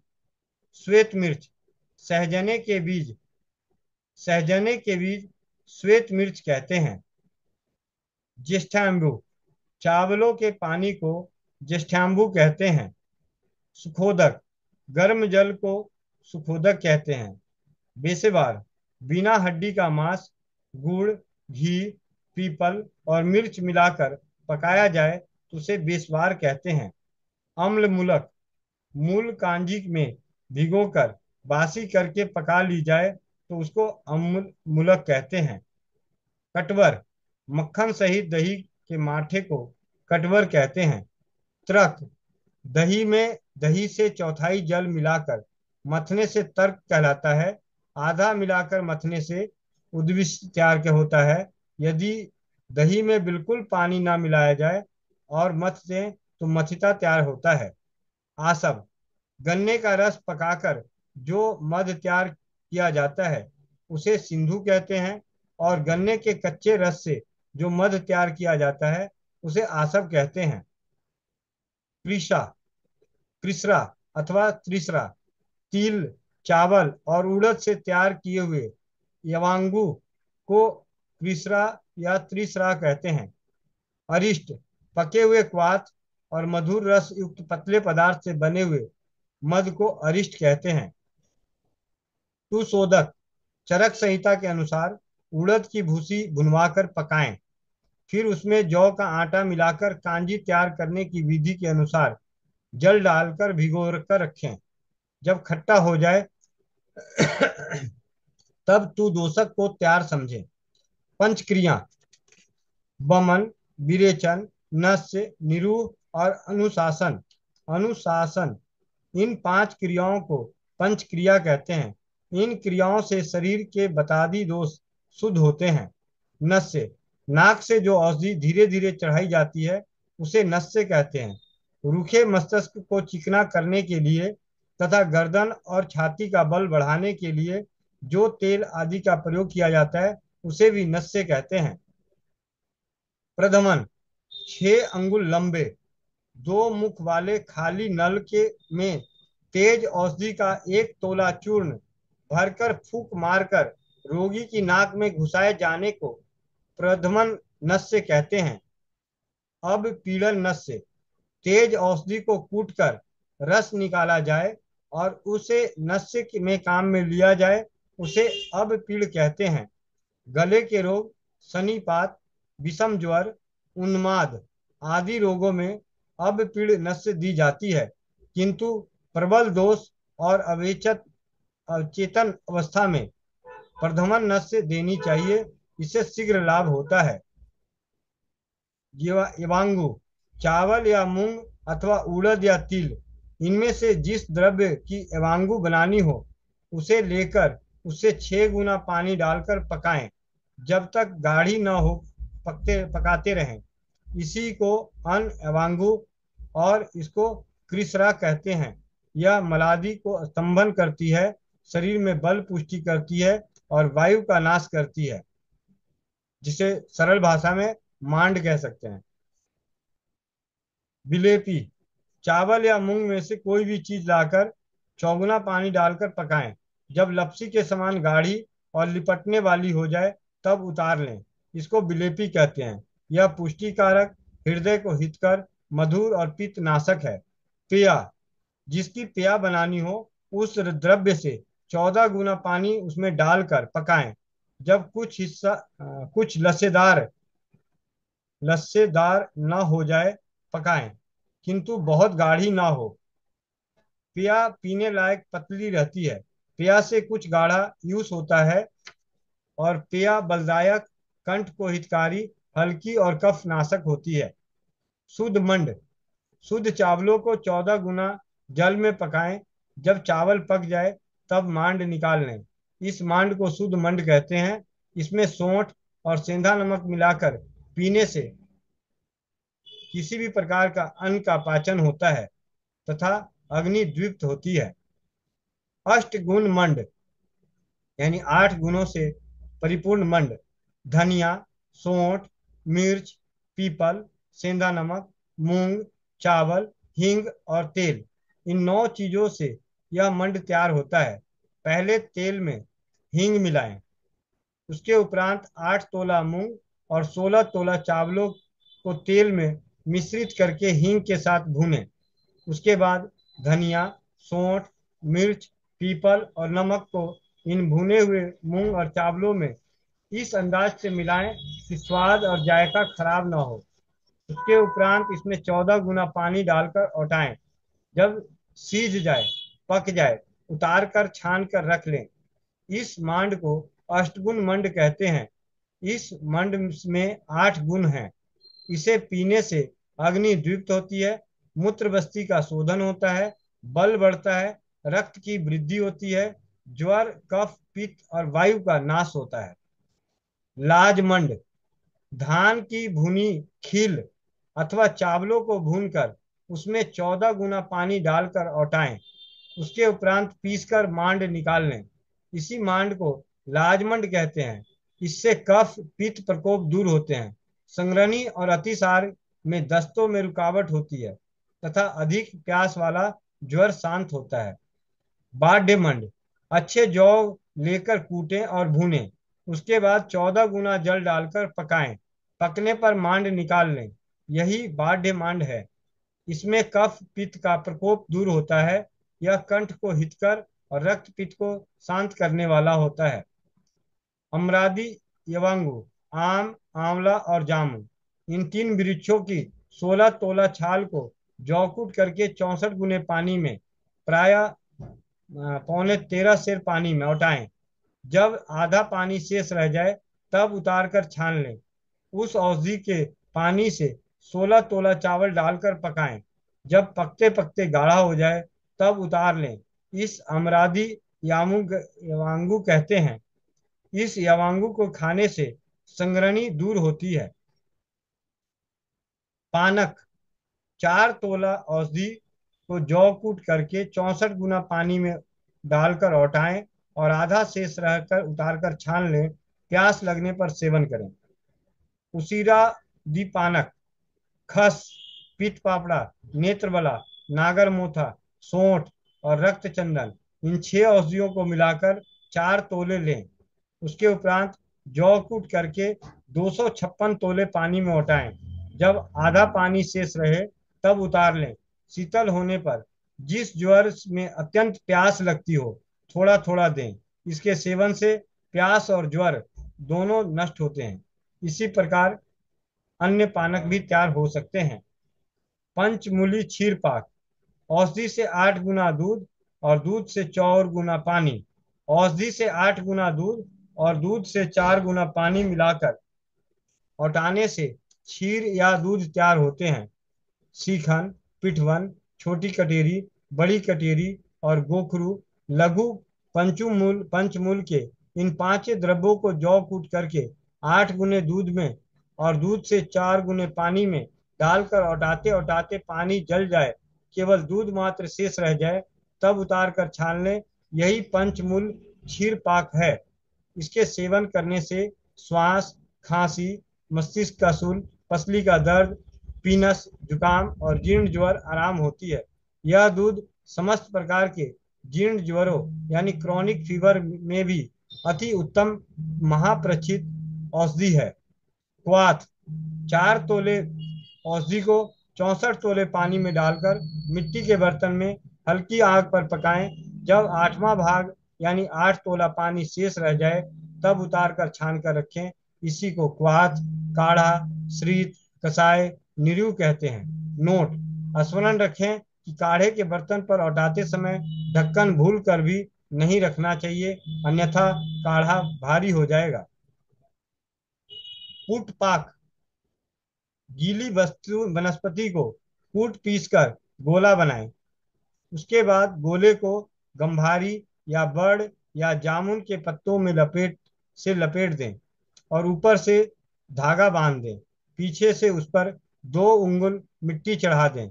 इसके बाद कंडे उपले लगाकर उसके बीच में गोले को रखकर आग लगा दें। जब गोले की मिट्टी लाल हो जाए तब गोले को निकाल लें। उसके बाद गोले के ऊपर की मिट्टी और पत्ते हटाकर उसे साफ कपड़े में रखकर निचोड़ लें।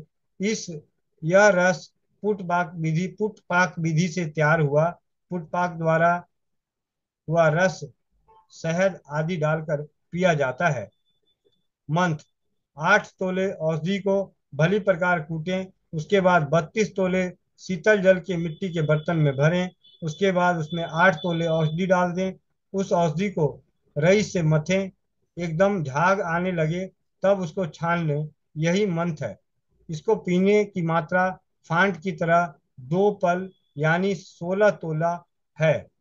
हिम 8 तोले औषधि को जौ कूट यानी मोटा दरदरा कूट कर लें। 48 तोले जल में किसी मिट्टी की हांडी में भरकर उसी में उपरोक्त जौ कूट की हुई औषधि को डाल दें और रात भर भीगने दें।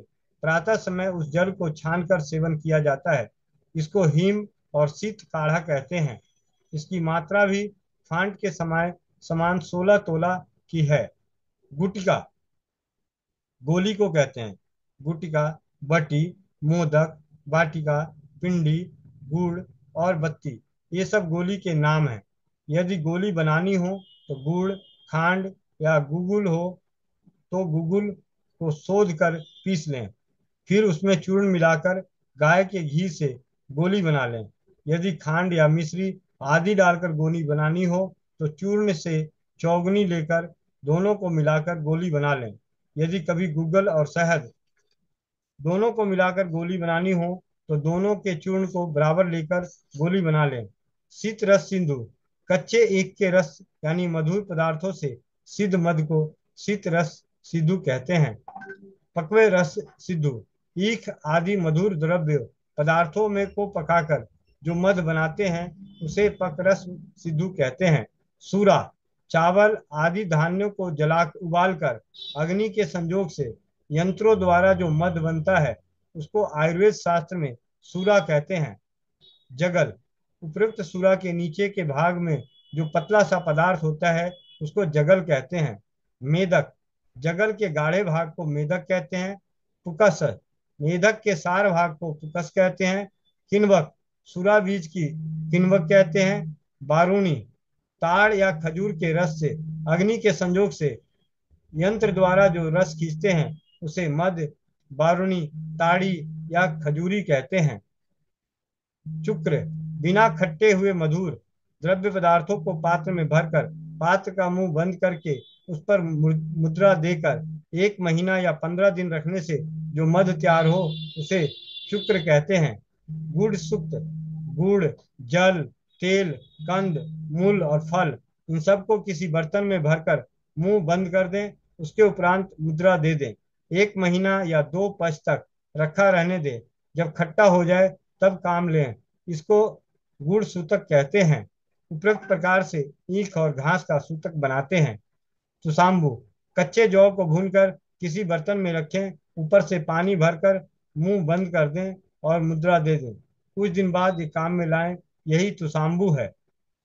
सौवीर जौ के छिलके को दूर करके उनको आग पर पकाएं। उसके बाद एक बर्तन में भरकर ऊपर से पानी भर दें। उसके बाद मुंह बंद करके मुद्रा दे दें और कुछ दिन रखा रहने दें। यही सौवीर है। कांजी कुल्थी या चावलों के पानी डालकर पका लें। उसके बाद मांड निकाल लें। इस मांड में सौंठ, राई, जीरा, हींग, सेंधा नमक, हल्दी आदि डालकर बर्तन का मुंह बंद करके मुद्रा दे दें। इसे 3 या 4 दिन रखा रहने दें। इसी को कांजी कहते हैं। कांजी की विधि पहले मिट्टी के बर्तन में को सरसों के तेल से पोत दें। उसके उपरांत राई, जीरा, सेंधा नमक, हींग, सौंठ और हल्दी इन 6 को पीस कर डाल दें। उसके बाद चावल का भात मिला हुआ मांड, कुल्थी का काढ़ा और थोड़े से बांस के पत्ते ये सब उसी बर्तन में डाल दें। पीछे से पानी अंदाज से उड़द के 5-10 बड़े भी डाल दें। उसके बाद बर्तन का मुख बंद करके 3-4 दिनों तक रखा रहने दें। जब दुर्गंध आने लगे तब इस बात का परिचायक है कि कांजी तैयार है। तो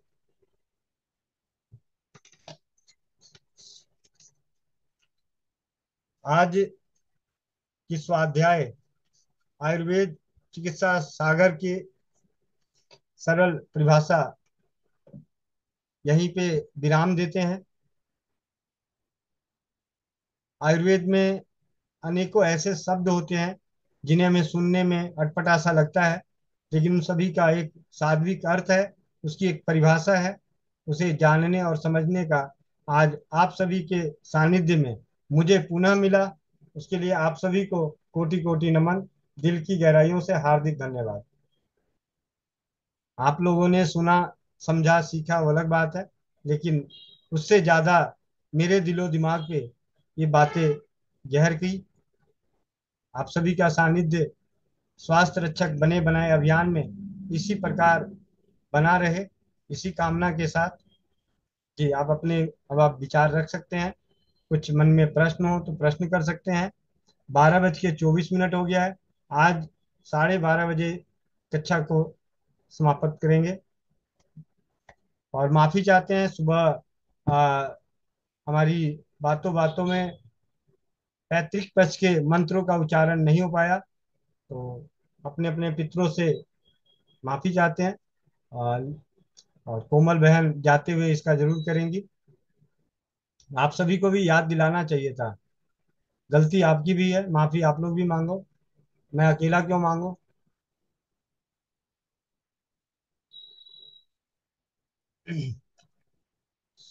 सुनीता दीदी। आज बे याद किसी को नहीं था। आज याद किसी को नहीं था अरे मंत्रों का। हाथी के पूछ के पीछे पड़े थे। सुनीता बहन। मातरम भैया जी। वंदे मातरम गुड़िया। भैया जी वो पुस्तक का नाम पूछना था, अभी जो पढ़ रहे थे। पुस्तक का नाम है गुड़िया ये आयुर्वेद चिकित्सा सागर। मैं एक मिनट अपना वीडियो ठीक का पीछे बैकग्राउंड चेंज करता हूँ, पहले फिर नजर आएगा। अ, और सबसे खास बात बताऊं कि जब भी मुझे कोई चीज मिलती थी ना, तो उस वक्त मैं मोनिका बहन को जरूर बताता था। ठीक है। और सबसे खास बात बताएं, जितने भी चूर्ण बनाने हमने सीखे हमने इस किताब से सीखे सबसे पहले।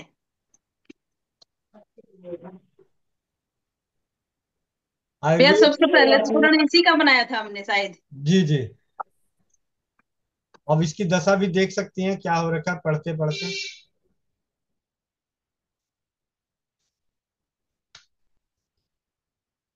आयुर्वेद चिकित्सा सागर, प्रकाशक हैं डीपीवी पब्लिकेशन, और लेखक हैं डॉक्टर ओम प्रकाश सक्सेना।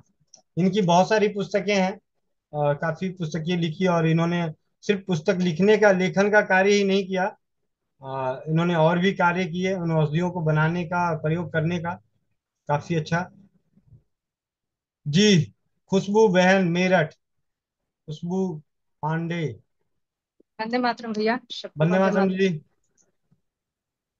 भैया बहुत अच्छा लगा सुन के, ये चीज सुन के। क्या गलती हमारी है, मोबाइल के चक्कर में स्वाध्याय की आदत तो छूट गई है, किताबें देखने की, किताबें पलटने की, पढ़ने की। जब किताबें पढ़ते थे तो कुछ ना कुछ नॉलेज हमें आती ही थी, कुछ ना कुछ सीखते थे ही। अब तो जैसी मोबाइल है, मोबाइल में कुछ देखो तुरंत भूल जाओ। तो यही है। भैया एक प्रश्न भी था, पूछना था मुझे, आज कितने दिन बाद याद आया मुझे। 6 महीने 1 साल से पूछना था। जब भी रात को सोती हूँ, जब भी ये बोलते हैं गोविंद भैया से पूछ लेती। अब मुझे नींद में ही ये चीज याद आती है भैया, जब मुझे नींद लगती है गहरी, जब भी कि ये चीज मुझे आपसे पूछनी है। भैया जब भी मैं सोने जाती हूँ ना, जब भी मुझे गहरी नींद आती है, वैसे ही मुझे खांसी आती है, 1 या 2 बार जरूर खांसी आएगी जब भी मुझे गहरी नींद शुरू होती है। अब ये पूछना था भैया, ये नॉर्मल है कि इसके लिए मुझे करना चाहिए, ये कैसे होता है? ये लगभग 1 1.5 साल से होता है मुझे। आ, लगभग ये रात के 12-1 बजे के आसपास होता होगा। नहीं भैया, जैसे ही मुझे बिल्कुल स्टार्टिंग में ही नींद लगती है ना, कि मैं मुझे पता चल जाए कि बहुत गहरी नींद मुझे लग रही है, उसी टाइम पे खांसी आती है, जैसे ही सोती हूँ उसी टाइम पे, दिन में जैसे ही भी? नींद लगती है। दिन में भी? हाँ भैया, दिन में भी हो जाता है, कभी कभी दिन में भी। अच्छा। दीदी आप ना नस से डालो। अच्छा। नस से, जैसे कोई भी नस से, मतलब देसी गाय का घी हल्का गुनगुना करके नाक में जी। जरूर डालो, सोने से पहले जरूर डालिए। और ज्यादा नहीं, सिर्फ 7 दिन, 7 दिन डालो। और डालो भी तो कितनी, 5-5 बूंदे, ताकि वो नाक में डालने के बाद ना जब एक दो बूंद रहता है तो गले तक नहीं पहुंचता, लेकिन पांच जी। पांच बूंद डालने के बाद क्या होता है, डाल के खींचते हैं तो वो गले को भी तर कर देता है। गाय का गाय का घी डालना भैया जी। देसी गाय का घी। जी, रीना, ठीक। जमुनानगर। वंदे मातरम भैया। वंदे मातरम। भैया बहुत बहुत धन्यवाद, मीटिंग में जुड़ने से हर दिन नई नॉलेज मिलती है, कुछ सुनने को मिलता है, बहुत अच्छा लगता है भैया। और भैया एक प्रश्न भी था, बोलूं? हाँ हाँ बोलो। भैया ये अनुपमा है जो करनाल से, उसका तो नीचे नेटवर्क नहीं होता, तो उसके बेटे को बहुत तेज बुखार है, वो काढ़े दे रही है लेकिन बुखार उतरने का नाम नहीं ले रहा। भैया एक बार आप मंत्र चिकित्सा कर देते। और उसको भी मतलब कम गर्दन से लेकर कमर तक बहुत दर्द है, रात सो भी नहीं पाई वो, और बेटे को भी बहुत तेज बुखार है। अच्छा है, एक काम करो, आपके घर में तुलसी के पत्ते हैं? अनुपमा वो सुन रही होगी भैया। अरे आपके पास ही रहती है, दूर रहती है? नहीं नहीं, वो करनाल में आई, यमुनानगर हूँ। अच्छा अच्छा। हाँ ऐसा है, जी। तुलसी के पत्ते और काली मिर्च को पीसे, जितनी देर पीस सकती है पीस के, फिर उसे शहद में मिला के बच्चे को चटा दे। भैया उसकी कमर में बहुत दर्द है, वो बैठ नहीं पाएगी अभी। और बेटे को बुखार है, वो छोड़ नहीं रहा है, अम्मा को कहता है मेरे पास ही बैठो, मुझे लेके बैठो। बैठी कितनी है भैया वो, देखो आप, वो कैमरा ऑन है उसका। कितनी उम्र है? अनु हैंड रेस कर ले। 3.5 साल का है भैया जी।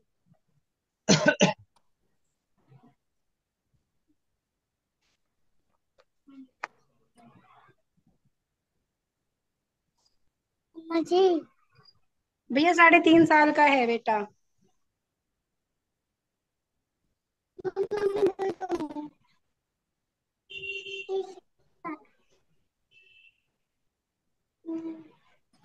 आवाज ही नहीं जा रही मम्मी।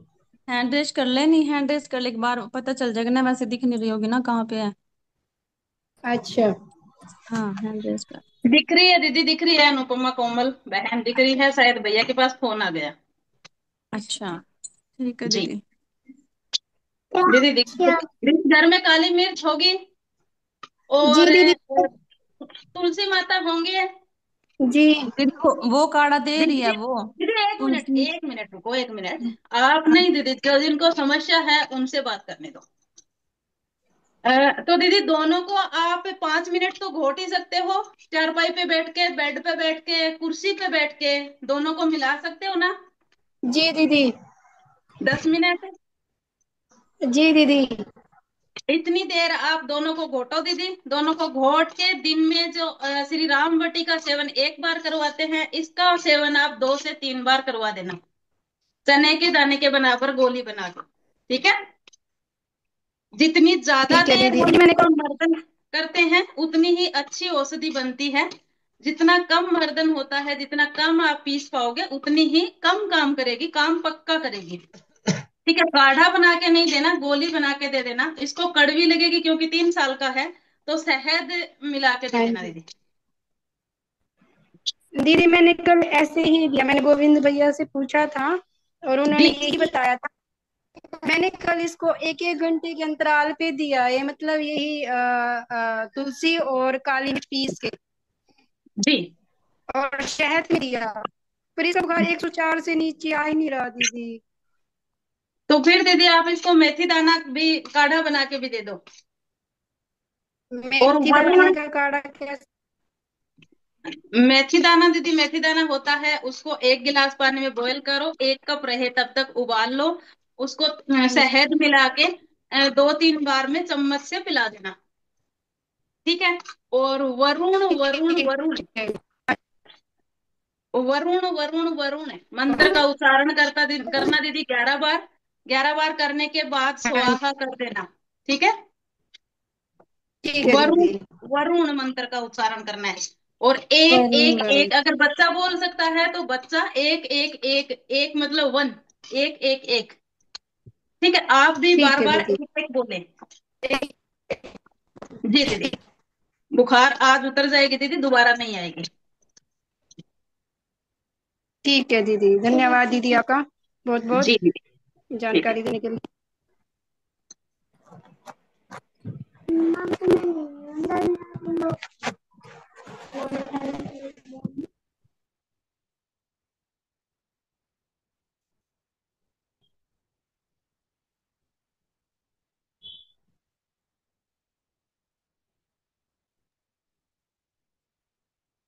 जी, आगे हैं तरुणम बहन।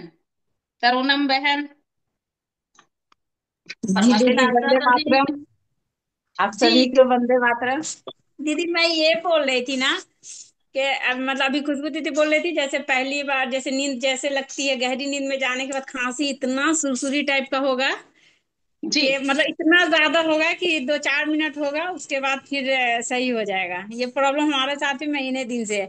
और एक और चीज दीदी हम बोल नहीं पा रहे थे मतलब हमको हंसी भी आ रहा है, क्या बता। हम जब ऐसे ताली बजाएंगे ना, जी, तो ये पोजीशन देखिए मेरा लाल हो जाएगा, ये इतनी खुजली होगी हमको, उसके बाद से इतनी चुनचुनाएगा ये पूरा ये। यहाँ पे आप घी या तेल लगा के ताली बजाएं दीदी, उसकी है। अच्छा, इस, इसीलिए। इसका मतलब है दीदी आप घी का सेवन कम करते हैं। नहीं, घी तो दीदी हम आज 2017 से कंपलसरी रोटी में तो घी लगाती हूँ। और हम रिफाइन अच्छा, उफाइन कुछ यूज नहीं करते हैं, घर का तेल और घी यूज करते हैं बस। हथेली पे नहीं लगाते ना दीदी? नहीं, आज हाथ में तो नहीं लगा, हाथ में लगा लिया करेंगे। आज से ताली बजाने से पहले हथेली पे लगा के आना, फिर बताना।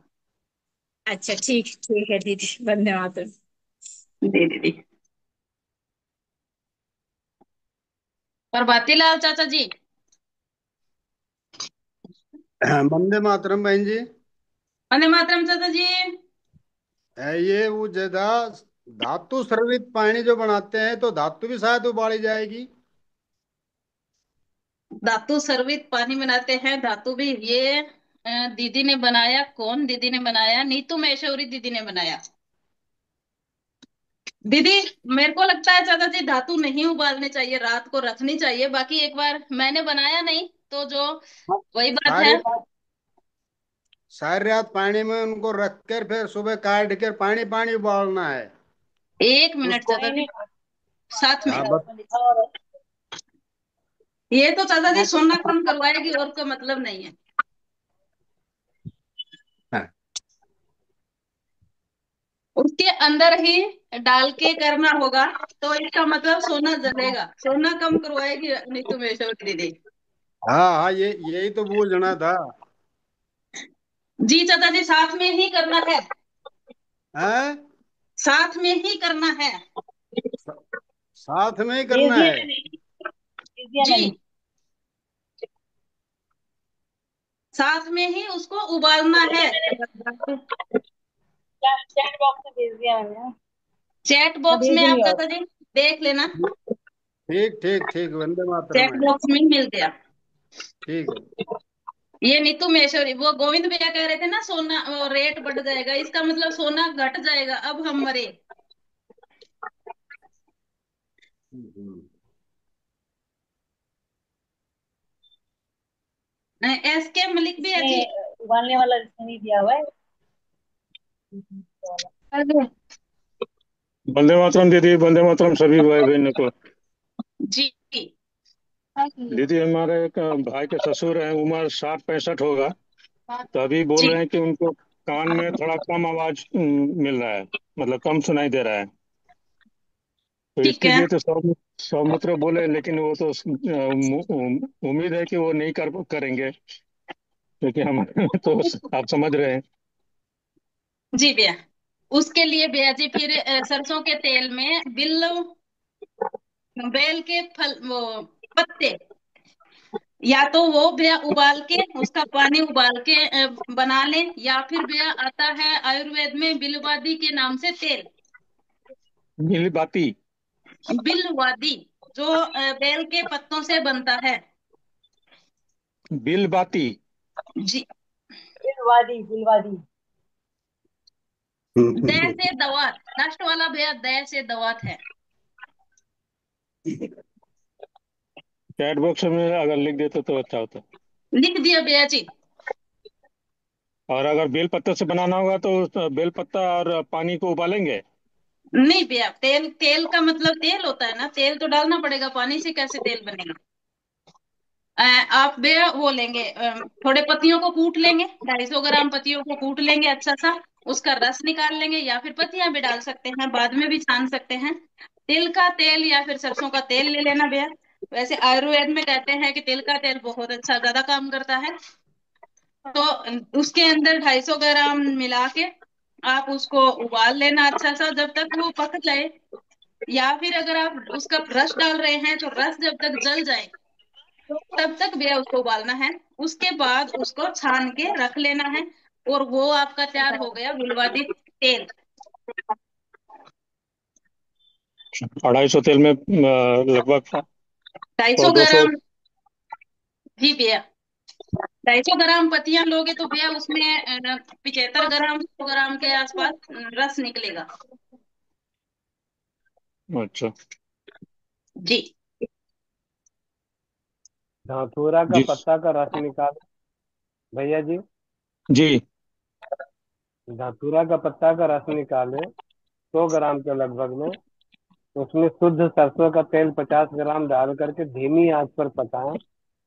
जब यह लुगदी जैसा बचे, पूरा जलाना नहीं है, जब अंदर में थोड़ा कच्चा जैसा ही रह जाए और जी तेल लगभग लगभग लगे कि अब जल गया, रस इसका जल गया है, अब अगर जलाएंगे तो इसका गुदा भी जल करके पत्ता का जो लुगदी है वो भी जलने जी जी। लगेगा। उससे पहले निकाल करके उसको छान लीजिए। छान लीजिए तो ये जो आपका तेल बनकर तैयार हुआ, कान का सर्व रोग नाशक तेल है। धतूरा। जी, धतूरा का पत्ता। धतूरा का पत्ता, ठीक। जी शुक्रिया भैया। जी जी, धन्यवाद भैया।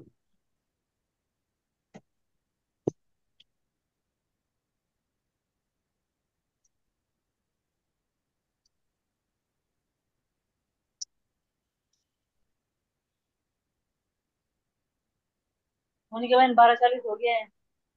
नमस्ते दीदी, नमस्ते। जी दीदी, वंदे मातरम। वंदे मातरम। दीदी, आज ना मुझे बहुत बुखार और बहुत सर्दी ऐसी है, नाक से बहुत पानी बह रहा है, तो क्या करूं? आपने इतनी देर तक क्या सुना दीदी? मैंने अभी चालू किया। अच्छा, अभी किया तो सबसे पहले तवा रखें, गैस के ऊपर तवा रखें, उसमें थोड़ी सी अजवाइन डालें, अजवाइन को सिकने दें। जब उसकी भाप आनी शुरू हो जाए तो ऊपर ऐसे मुंह कर लें और सेकें। नदी तुरंत बंद हो जाएगी, नाक बहता हुआ बिल्कुल तुरंत बंद हो जाएगा। उसके बाद बुखार के लिए दीदी तुलसी माता जी के पत्ते लें, और उसी के बराबर, जैसे 5 ग्राम तुलसी माता जी के पत्ते हैं तो 5 ग्राम ही काली मिर्च लें। दोनों को अच्छा अच्छा घोट ले, पीस ले, और उसकी गोली टाइप में बनेगी, लुगदी टाइप में बनेगी, उसका सेवन करें। जी। अब करें उसके बाद आप 2 बजे के आसपास करें, और शाम को करें 4 बजे, और रात को सोते समय, तो बुखार नहीं आएगी दीदी। जी। और दीदी, एक क्वेश्चन और है। मेरे पति के वेट ना 135 किलो है, वजन कम करना है उनका, तो उसके लिए क्या करूं? और उसके उनको लिए खाने की क्रिएटिव बहुत रहती है, ये उनको। दीदी आप गोविंद भैया से बात करें, गोविंद भैया से डांट खाएं, भैया को भी खिलाएं, जो भैया जिनका इतना वजन है उनको भी एक बार डांट खिलाएं। उसके बाद वो जो ट्रीटमेंट बताए वो लगातार करें। एक गिलास पानी में शहद कर ले यार, दिमाग में फूक लग देना। अब है आगे आगे आगे। कितने हैंड्रेज ये सारे? अब आज का विषय के ऊपर हैंड्रेज हैं या फिर सारे समस्या के ऊपर हैंड्रेज हैं, पहले ये बताएं। जिनका आज के विषय के ऊपर हैंड्रेज हैं वो एक बार डाउन करें, और जिनका अपनी समस्या पूछने के लिए है वो अपना खड़ा रखें, क्योंकि 12:43। अच्छा, सबको ही अपनी समस्या पूछनी है? बहुत अच्छा। नहीं, आज का विषय था, सबका आज का ही विषय था। ठीक है गोविंद भैया, 5 मिनट की बात हुई थी, 8 मिनट हो गई। हाँ जी हाँ जी हाँ जी, आ गया आ गया। हाँ ऐसे टीचर ही आप जब तीन आप 3 मिनट लेट चलेगा। आपके आपके सवालों उससे पहले मुझे ये जवाब दीजिए कि त्रिफला में तीन तीन फल कौन कौन से हैं, ज्योति चंदावत। बहुत अच्छा, आज भाई सही लाइन पे आई है। माइक अनम्यूट कीजिए। फिर फड़ा। आंवला। गोविंद भैया वंदे मातरम। वंदे मातरम भैया, वंदे आव- मातरम। समय वंदे मिलेगा तो मातरम बताइएगा, भैया। आपको माता जी का भी, माता जी के दर्शन कराएंगे। जी जी, अभी करते हैं। हाँ जी दीदी, बताना, जवाब देना। वंदे मातरम भैया जी, नमस्कार। आंवला, बहेड़ा और जी। हरड़। ठीक है ये नीचे जी। नकल मरवाने वाले बंद करें, नकल आनंद मरवानी भैया, बंद करें। आनंद भैया। जी भैया। जी, माता जी के दर्शन कराएं। माता जी के भी माता जी से दर्शन हुआ, सौभाग्य है जो 85 साल की उम्र है इनकी, जिनका हम लोग को दर्शन प्राप्त होगा। एक सेकेंड भैया। आप आपके सभी की तरफ से दोनों लोगों के चरणों में वंदन है, अभिनंदन है, प्रणाम है। गोविंद भैया। प्रणाम माता जी। माता जी प्रणाम। प्रणाम बोल रहे हैं। नानी माँ प्रणाम। ऐसे घुमा के बात करना दिन भर, तो उनको भी दिखाई देगा। जी। नानी माँ प्रणाम। हमारी चौपाल में नानी की कमी थी, वो आज संपूर्ण हुई। हम तो रोज बैठते हैं बगल में। अच्छा, हम आप चौपाल रोज में आते रोज हैं, रोज बैठते हैं? इसी बैठते हैं। कहना है आपका है कि मैं रोज बगल में बैठती रहती हूँ साथ में। आप दृश्य रहते हो। इसका मतलब हम ही आंख बंद करके बैठे हैं। जी। अदृश्य शक्तियां बहुत सारी अपने पास जुड़ी हुई हैं। बगल में बैठते हैं। माता जी प्रणाम। माता जी प्रणाम। अभी माता जी को मैया मैया प्रणाम। मैया प्रणाम। माता जी कहना है ये कि देखिए, मैं माता माता जी आपका तो हो ठीक है, लेकिन सभी का माता जी ठीक नहीं है, दीदी ही ठीक हूँ। हमने कहा ठीक है, अब हम बाकी लोगों से दीदी रहे। ठीक है भैया। जी जी।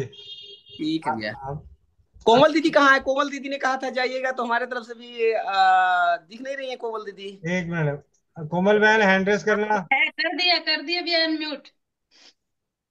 वंदे मातरम। चरण स्पर्श माता जी। सुपर माता जी। ये सुपर माता जी, माता जी के माता जी, ये हमारे आपकी चरण माता जी। स्पर्श। ठीक है दीदी। राधे राधे सभी को। राधे राधे भैया। बहुत बहुत धन्यवाद भैया जी।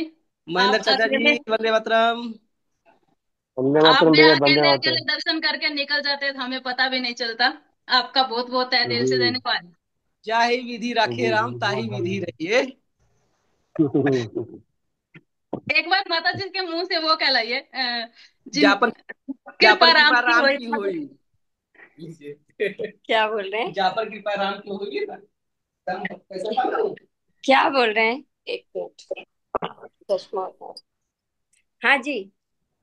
माता जी, हम सभी की इच्छा है कि आप जो हमारी दोहा के बाद जो चौपाई वो पढ़े, सिंपल शाम पढ़ा जाता था, शाम को, शाम को। अभी एक बार। शाम को। ठीक है। जाके कृपा राम की हुई, आगे तो आप पर पूरा कर कृपा दीजिए। करे सब पर कोई। कृपा करे सब कोई। सब जिनके कपट दम कपट नहीं माया, तिनके हृदय बसे रघुराया। देखिए, बोल दिया मोनिका जी ने। ठीक है। थैंक यू, धन्यवाद मोनिका जी। जी माता जी। चले अभी रखें। तुम्हारी तो माता जी बनना पड़ेगा, चाहे पकड़ के बनाना पड़े मुझे, चाहे कैसे ही बनाना, मैं तो माता जी कहूंगी। जब है ना, क्योंकि आप ज्यादा छोटे नहीं हो मुझसे, 9 ही साल बड़ी हूँ मैं आपसे। माता जी का मतलब माता जी, बड़ा छोटा ठीक। नहीं है। चलो वृंदावन चलेगा धाम अब। वाले माता जी जो होते हैं ना, वो छोटे को भी माता जी होते हैं। चलिए अब चलेगा, अब क्या कर सकते हैं, सह लेंगे। माता जी के ऊपर वो होता है, वजन ह- होता है माता जी। हजम कर लेंगे, डाइजेशन अच्छा हाँ रखेंगे। ठीक। ठीक है जी। भैया। जी है जी, ना? प्रणाम ठीक है, प्रणाम। चलिए। अगला सवाल, 5 लवन, अर्चना बर्णवाल। माथा खुजाने की जरूरत नहीं है। हम तो कुछ फिटकिरी के बारे में हम पूछ रहे थे भैया। मैंने पूछा, वो जवाब दीजिए। 5 लवण कौन कौन से?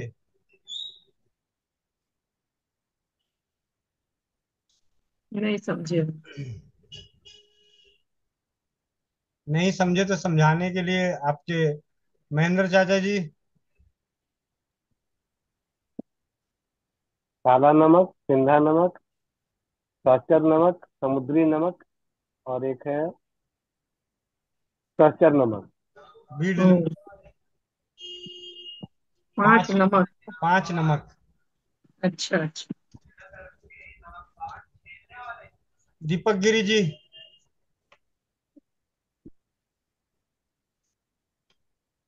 हाँ, वंदे मातरम सर जी। वंदे मातरम। हाँ प्रभु जी, हमें गजकरण है, खुजली होती हुई। शाम को चौपाल पे मिलते हैं। अभी जाने का समय है, लेकिन जाते जाते आप मेरे सवाल का जवाब दे दें। चतुर्बीज में कौन से 4 बीज हैं? बीज। चतुर्बीज। चतुर्बीज में 4 कौन कौन से बीज हैं? किन 4 बीजों के बादाम, मिश्रण को आयुर्वेद में काजू। चतुर्बीज कहा गया है? बादाम, काजू, इसका मतलब पम्पकिन। इसका मतलब आप कक्षा में जुड़े नहीं। ठीक है। चतुर्बीज ही आपका इलाज है, आप ढूंढते रहिए। चतुर्बीज का चूर्ण का सेवन करना ही आपका इलाज है। अब आप ढूंढिए चतुर्बीज कौन सी थी। वीडियो अभी अपलोड करूंगा, उस वीडियो को देख लीजिएगा। नहीं तो शाम को चौपाल पे मिलते हैं। जी कोमल बहन, 2 4 सवाल और करने का मन कर रहा था, लेकिन अब समय का अभाव है। करेंगे। कोमल बहन, माइक अनम्यूट ठीक कर है। लो। हाँ जी। और आप लोगों को एक छोटी सी बात बताऊं। ये लगभग काफी सारे पेज थे। कितने पेज से शुरू हुआ था, मैं आपको आज सच्चाई बताता हूँ। 19। 19 से 32 लगभग 14 पेज। 14 पेज पढ़ते हुए मैं 4 से 7 पेजों में आंखें मेरी बंद थी, मैं नींद में पढ़ रहा था। और जो नींद में पढ़ा वो ज्यादा याद है। मतलब पढ़ते पढ़ते मगन हो गया था, मुझे पता ही नहीं चला। बाद में ध्यान में कि देर हो रही है। एक बार ऊपर उठाया देखा चेहरा, तो मैंने कहा अच्छा, तो उसी में रमा हुआ था। जी बहन। जी भैया। वंदे मातरम सभी को। सब लोग अपना अपना चश्मा निकाल लें। आंखें बंद। पीठ सीधी। ओम पितृगणाय विद्महे जगतधारिणी धीमहि तन्नो पितरो प्रचोदयात्। ओम पितृगणाय विद्महे जगतधारिणी धीमहि तन्नो पितरो प्रचोदयात्। ओम पितृगणाय विद्महे जगतधारिणी धीमहि तन्नो पितरो प्रचोदयात्। ओम पितृगणाय विद्महे जगतधारिणी धीमहि तन्नो पितरो प्रचोदयात्। ओम पितृगणाय विद्महे जगतधारिणी धीमहि तन्नो पितरो प्रचोदयात्। ओम पितृगणाय विद्महे जगतधारिणी धीमहि तन्नो पितरो प्रचोदयात्। ओम पितृगणाय विद्महे जगतधारिणी धीमहि तन्नो पितरो प्रचोदयात्। ओम पितृगणाय विद्महे जगतधारिणी धीमहि तन्नो पितरो प्रचोदयात्। ओम पितृगणाय विद्महे जगतधारिणी धीमहि तन्नो पितरो प्रचोदयात्। ओम पितृगणाय विद्महे जगतधारिणी धीमहि तन्नो पितरो प्रचोदयात्। ओम पितृगणाय विद्महे जगतधारिणी धीमहि तन्नो पितरो प्रचोदयात्। ओम पितृगणाय विद्महे जगतधारिणी धीमहि तन्नो पितरो प्रचोदयात्। ओम श्री सर्व पितृ देवताभ्यो नमो नमः। ओम श्री सर्व पितृ देवताभ्यो नमो नमः। ओम श्री सर्व पितृ देवताभ्यो नमो नमः। ओम श्री सर्व पितृ देवताभ्यो नमो नमः। ओम श्री सर्व पितृ देवताभ्यो नमो नमः। ओम श्री सर्व पितृ देवताभ्यो नमो नमः। ओम श्री सर्व पितृ देवताभ्यो नमो नमः। ओम श्री सर्व पितृ देवताभ्यो नमो नमः। ओम श्री सर्व पितृ देवताभ्यो नमो नमः। ओम श्री सर्व पितृ देवताभ्यो नमो नमः। ओम श्री सर्व पितृ देवताभ्यो नमो नमः। ओम श्री सर्व पितृ देवताभ्यो नमो नमः।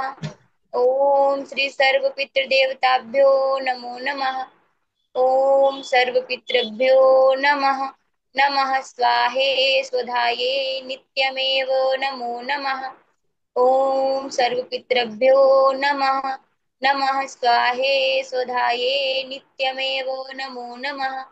ओम सर्वपितृभ्यो नमः। नमः स्वाहे स्वधाये नित्यमेव नमो नमः। ओम सर्वपितृभ्यो नमः। नमः स्वाहे स्वधाये नित्यमेव नमो नमः। ओम सर्वपितृभ्यो नमः। नमः स्वाहे स्वधाये नित्यमेव नमो नमः।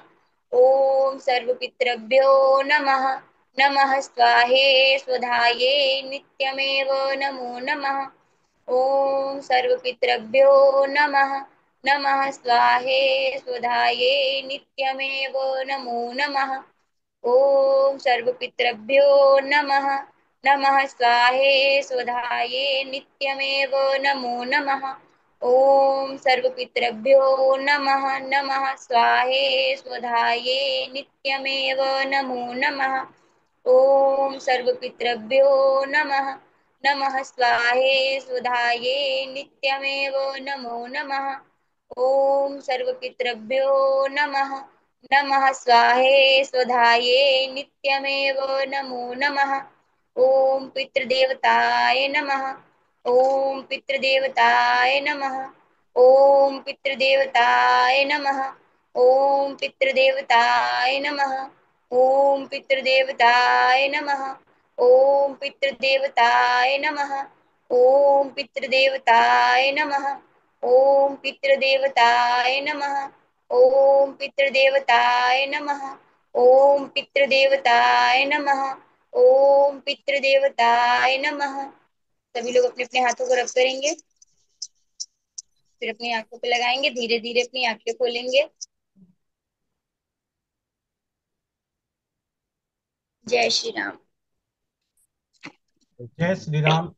और कक्षा में उपस्थित भाई बहनों के नाम को संबोधित करके उन्हें यथार्थ करें।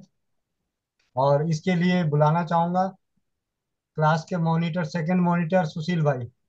सुशील भाई जी, उपस्थित सभी के नाम आप बोलें। काम बहुत हो जाता है, काम कभी कभी ना भी किया करो।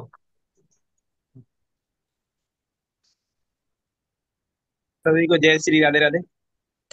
भैया नाम सभी आए हुए हैं, सभी आए हुए सभी को नमस्कार नमस्कार, वंदे मातरम, राम राम। तो नाम की जरूरत ही नहीं भैया, जो आए हुए हैं सबका नाम लिखा ही हुआ है। कोई बात नहीं, एक बार आप बोल दो, पता चले आपको पढ़ना कितना आता है, हिंदी इंग्लिश।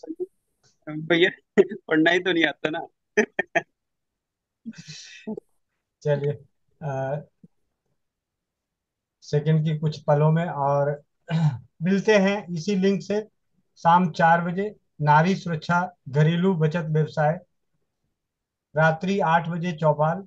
और आज की चौपाल पे सामूहिक मंत्र चिकित्सा, सामूहिक मंत्र चिकित्सा महेंद्र चाचा जी के सानिध्य में। और सवाल जवाब, मस्ती, खेल कूद, उछल कूद आज की चौपाल में रात्रि 8 बजे। मिलते हैं। वंदे मातरम, जय हिंद, जय भारत, जय राजीवाद।